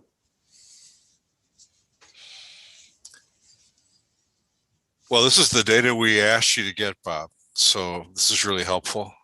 If you want to come back to us with some options for how you would address this, then we can talk about that, and you will have the committee's support in whatever solution makes the most sense. Great. I can't guarantee that I can get it for the next meeting, but I will bring it up as soon as I can get that information for you. Okay. And again, thanks to the land conservation staff for helping put the shoulder to the wheel on this too. Okay, let's deal with F, comprehensive land use plan, the land use element initial draft. Yeah, this I realize that you've been here a long time, and this probably deserves more time than maybe what we can give it today. Or maybe we just stay. But I just wanted to let you know that this is the absolute first draft. It's not complete, and that was intentional. I wanted to get this to the committee early so that you guys could start understanding just where we're heading with this, and realizing that as we finish up, the committee and staff here finish up, that I need to take this on the road and get buy-in from the jurisdictions and from the public in general. And so I don't know if you've had a chance to read through it. I want to just maybe skim through it and maybe stop at a couple of key points. And then if there's something that I didn't address that as you read it you wondered about, we can certainly go back and do that. And so I'll just kind of, Tom, I have it. I'm going to share my screen so I can just go back and forth if you're okay with that. Both Toms, I guess. I'm asking permission to share my screen rather than. I've stopped sharing mine. Okay. Is the plan on your screens now, folks? Yep. Okay. So there's an introduction, and to land use, and there's two chapters that we're going to be pretty much overhauling completely: the demographics and the land use. The other chapters are going to get cosmetic because there's not a lot of change, and we don't have time or budget for a complete rewrite. And they don't really need as much attention as the land use and the demographics does. And so just so we understand that. So there's a little bit of history about Dunn County. We did go in and define some land use categories. I wanted to have the existing land use map and the preferred land use map, a sample for you to review, but it wasn't quite ready. So the next go around, absolutely, you will have some maps, and you will see just how extensive the difference in what we can do today as what we could do when we first did this plan. So I worked with the consultant, and we came up with some general categories, for these, so we can map these. There's residential, and I'm not going to go into these definitions. You folks, please do spend some time in there, and if you think that the definition is too wordy, not wordy enough, isn't clear, let me know. But I'm not going to go line for line today, if that's okay with the committee. Sure. All right, I see everyone shaking their head. Thank God, they're saying. So there's the definition: residential, commercial, industrial, institutional, agriculture, forest, open space, and conservancy. Now, I stop at the conservancy because we did lump, and this is based off of maybe discussions and what I know about where we've been working with the committee in terms of what do we do and how do we preserve and conserve things. So we did lump things in the existing land use so we could see where they are today. We did lump together in a single layer parcels that are wetlands, floodplains, and slopes greater than 20%. We've colored them a certain color and called them conservancy. And so we'll be able to see county-wide what is conservancy. Now, if you think that there's more that we need to add to that, that's a GIS exercise, and it's pretty darn easy to do. But just so you know, we have, and we did separate forest and open space out from conservancy because there's some development potentials that are probably more suitable in the forest open space than in the conservancy land. So we didn't put all of the forestry into conservancy. Excuse me, yes. Mr. Chairman. May I ask a question about the conservancy category? Does that incorporate all of the previously mapped environmentally sensitive areas? We didn't map the environmentally sensitive areas yet, and that's part of, and I'll talk about that. We had an exercise where we made a definition, but that exercise was intentional that we didn't map it. Okay, I'm sorry. I thought I remembered that we mapped it. No, we did not, and so you'll see later on the plan that there's a request that maybe we finish that up and do map those. So we'll go through and once we've got that, we'll fill in these gaps so you can see, just on the existing land use, just how much of the county is taken up by the different land use, and there'll be a general description of the patterns of development patterns of what's happening with there. And we're going to provide these maps in three. We're going to divide them, the northern tier, the middle tier, and the southern tiers, just so that you can get them into the plan.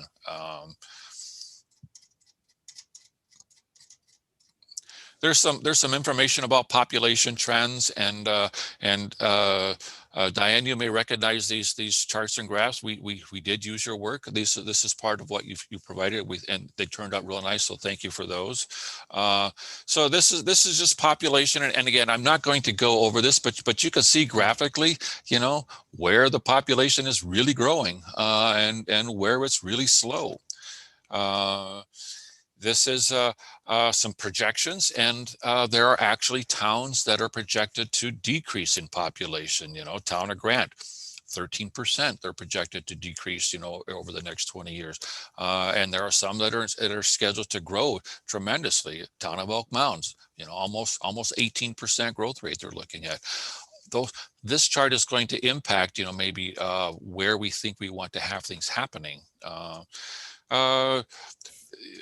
Population changes, you can see again a graphic depiction of that. Household projections, you'll notice that maybe households are decreasing, but some of that is just maybe the size of the house, number of people in the household is decreasing, and we can go through that in a little more detail when we get to it. But if you have questions or concerns about these, let me know. We did try to at least explain, why some of these are negative and still have a household. And we'll have a description of the fastest growing communities and their population. And then there'll be a map of that, so we can see where the population is planned to grow or are expected to grow. And then our future land use needs, we'll be looking at just how much land do we need for these different uses, and we've made some assumptions in terms of acreage, and so we'll be able to project those for you, and then we'll be able to show you by category just how much additional land we're looking at over the course of this plan. And then there's some development limitations, and again, the maps. I think you're going to be very impressed with the maps that they're producing. They're very clean. They're easy to read, and I really think that they get at a lot of the issues that the committee has been struggling with or talking about in terms of how do you make a decision for a rezone? And that's what this is really intended to help out. There's always going to be conflicts. I shouldn't say always, but we're anticipating that there's conflicts, but we want to make sure that we don't intentionally create conflicts as we go through our land use processes. And then we get into the future development areas. And I want to say that the biggest makeover in this plan from the previous plan, and probably from most other plans that I've looked at, is Dunn County is a rural county. Flat out, it's a rural county, and the issues that face a rural county are much different than the issues that face maybe an urban county. And when I go to the planning conferences, I always bring this up for next year's agenda items, that most of those conferences focus on urban. And very little is really done in the rural communities, but it is a different philosophy, a different thinking that goes on in the rural. Intentionally have made this plan stick out more towards rural planning and less towards the urban areas. We do address urban, but in the context of how we need to address it. So it's pretty rural. So things like community identity are important. Rural character has been a recurring theme since we started this, and it still comes up. And so we do address rural character and maybe what it means and how we're going to deal with it.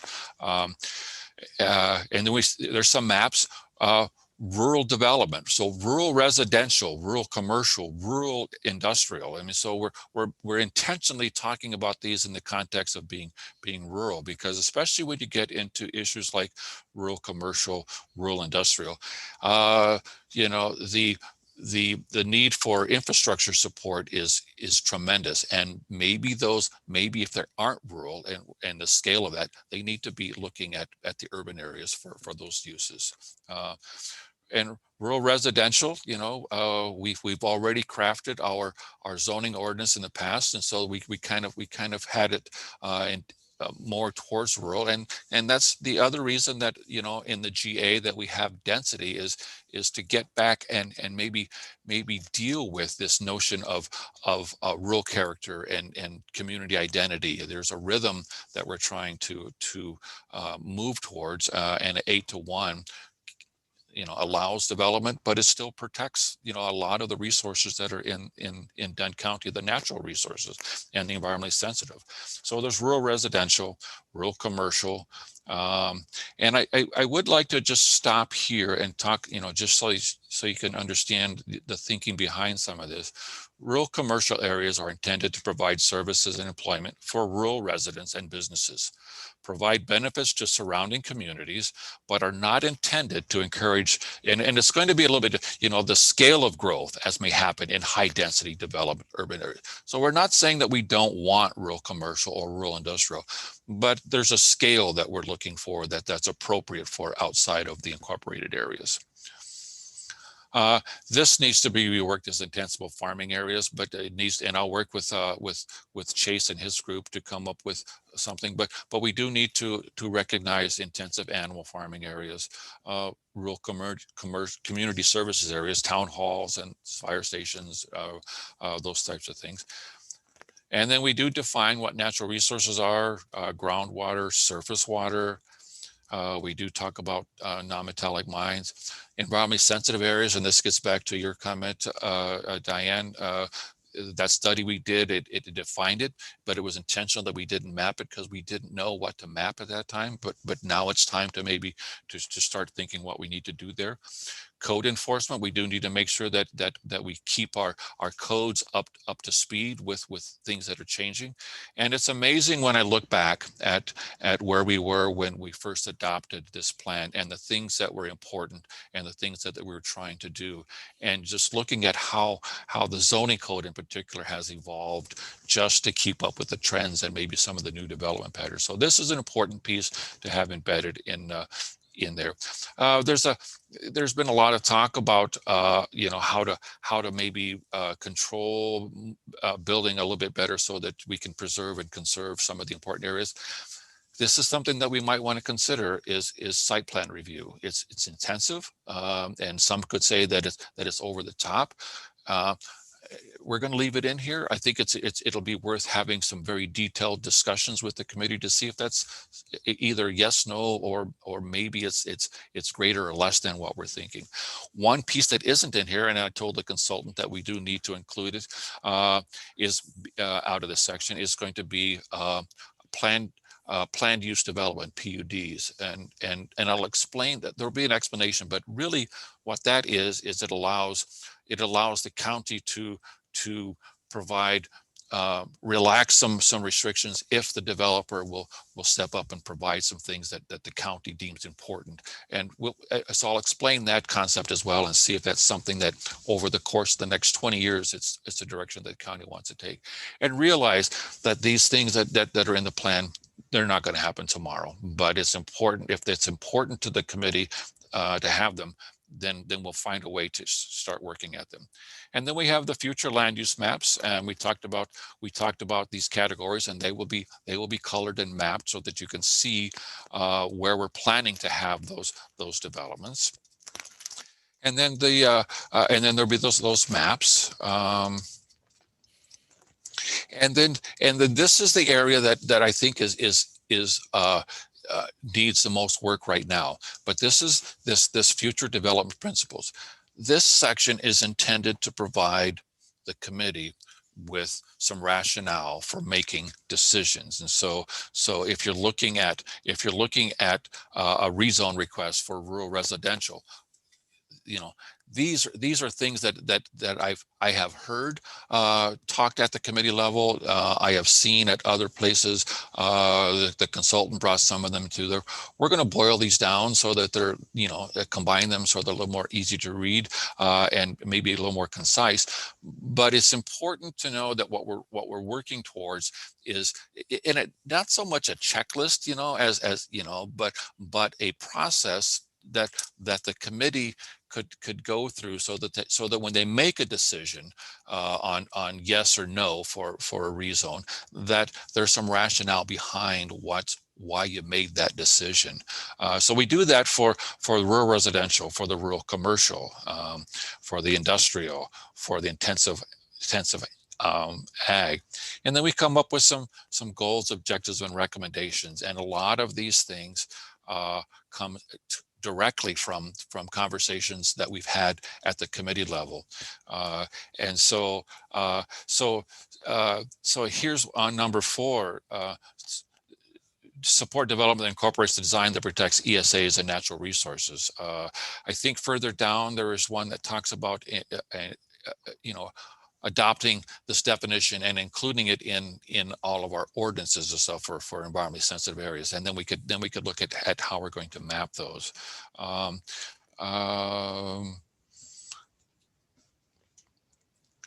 then same thing for commercial, industrial.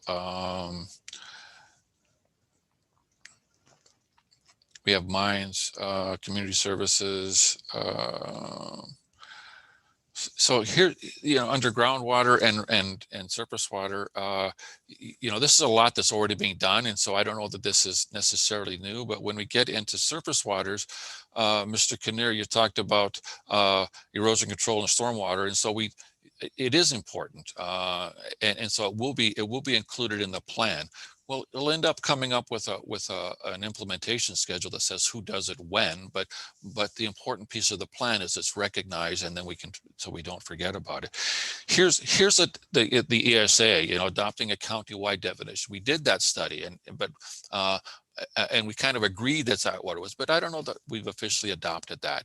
But then creating standards for developing within the area, incorporating those into our ordinances, working with the building inspector so that they understand what an ESA, and then mending our ordinances, to stay consistent with that. And so ESAs are going to be incredibly important, I believe, in the development of this plan, and you know, the future of what Dunn County looks like, you know, as we move through time. And then we looked at maybe some site plan standards of what it would take, you know, to have those, and code enforcement, so that we understand, you know, what we're supposed to be doing. So that's, you know, there's some goals, some objectives. There's a lot of information that we have been working on. And again, it's not a complete chapter, but I did want to get that out to the committee, so that you can see that we are working on this thing. It's incredibly time consuming, and that's the problem that I have, is finding the time to work with a consultant, so we can keep this moving. It's hard to do this, you know, 20 minutes at a time. You need a chunk of time, and that's why it's been taking this amount of time to get it to you. But we are pretty darn close, you know, in terms of finishing this up, barring any substantial changes that the committee has. And that's not to say, I'm not saying don't change it. I'm just saying that I think that this is a pretty good template, personally, but I'm going to need you, the committee, to kind of page through this, and I will keep this on the agenda going forward. Some weeks, sometimes there may not be much for me to report, but there'd also be a time for the committee to say, well, I was wondering what you did about this, or, you know, have you thought about this, or why you're doing that. So it'll be a discussion item going forward up until it's time to take it on the road, and then ultimately schedule a public hearing and adopt it. So you know, I apologize. You know, it was a really quick run through, and if you haven't read it, I hope that you do read it. If you have read it and you have questions that I didn't touch on, I will do what I can to field those today, or make sure that I get an answer for you at the next meeting. So with that, I will turn it back over to the committee. Thanks, Bob. Are there any questions or observations today? Otherwise, we will be reviewing this. Mr. Chairman. Yes. Thank you, Bob.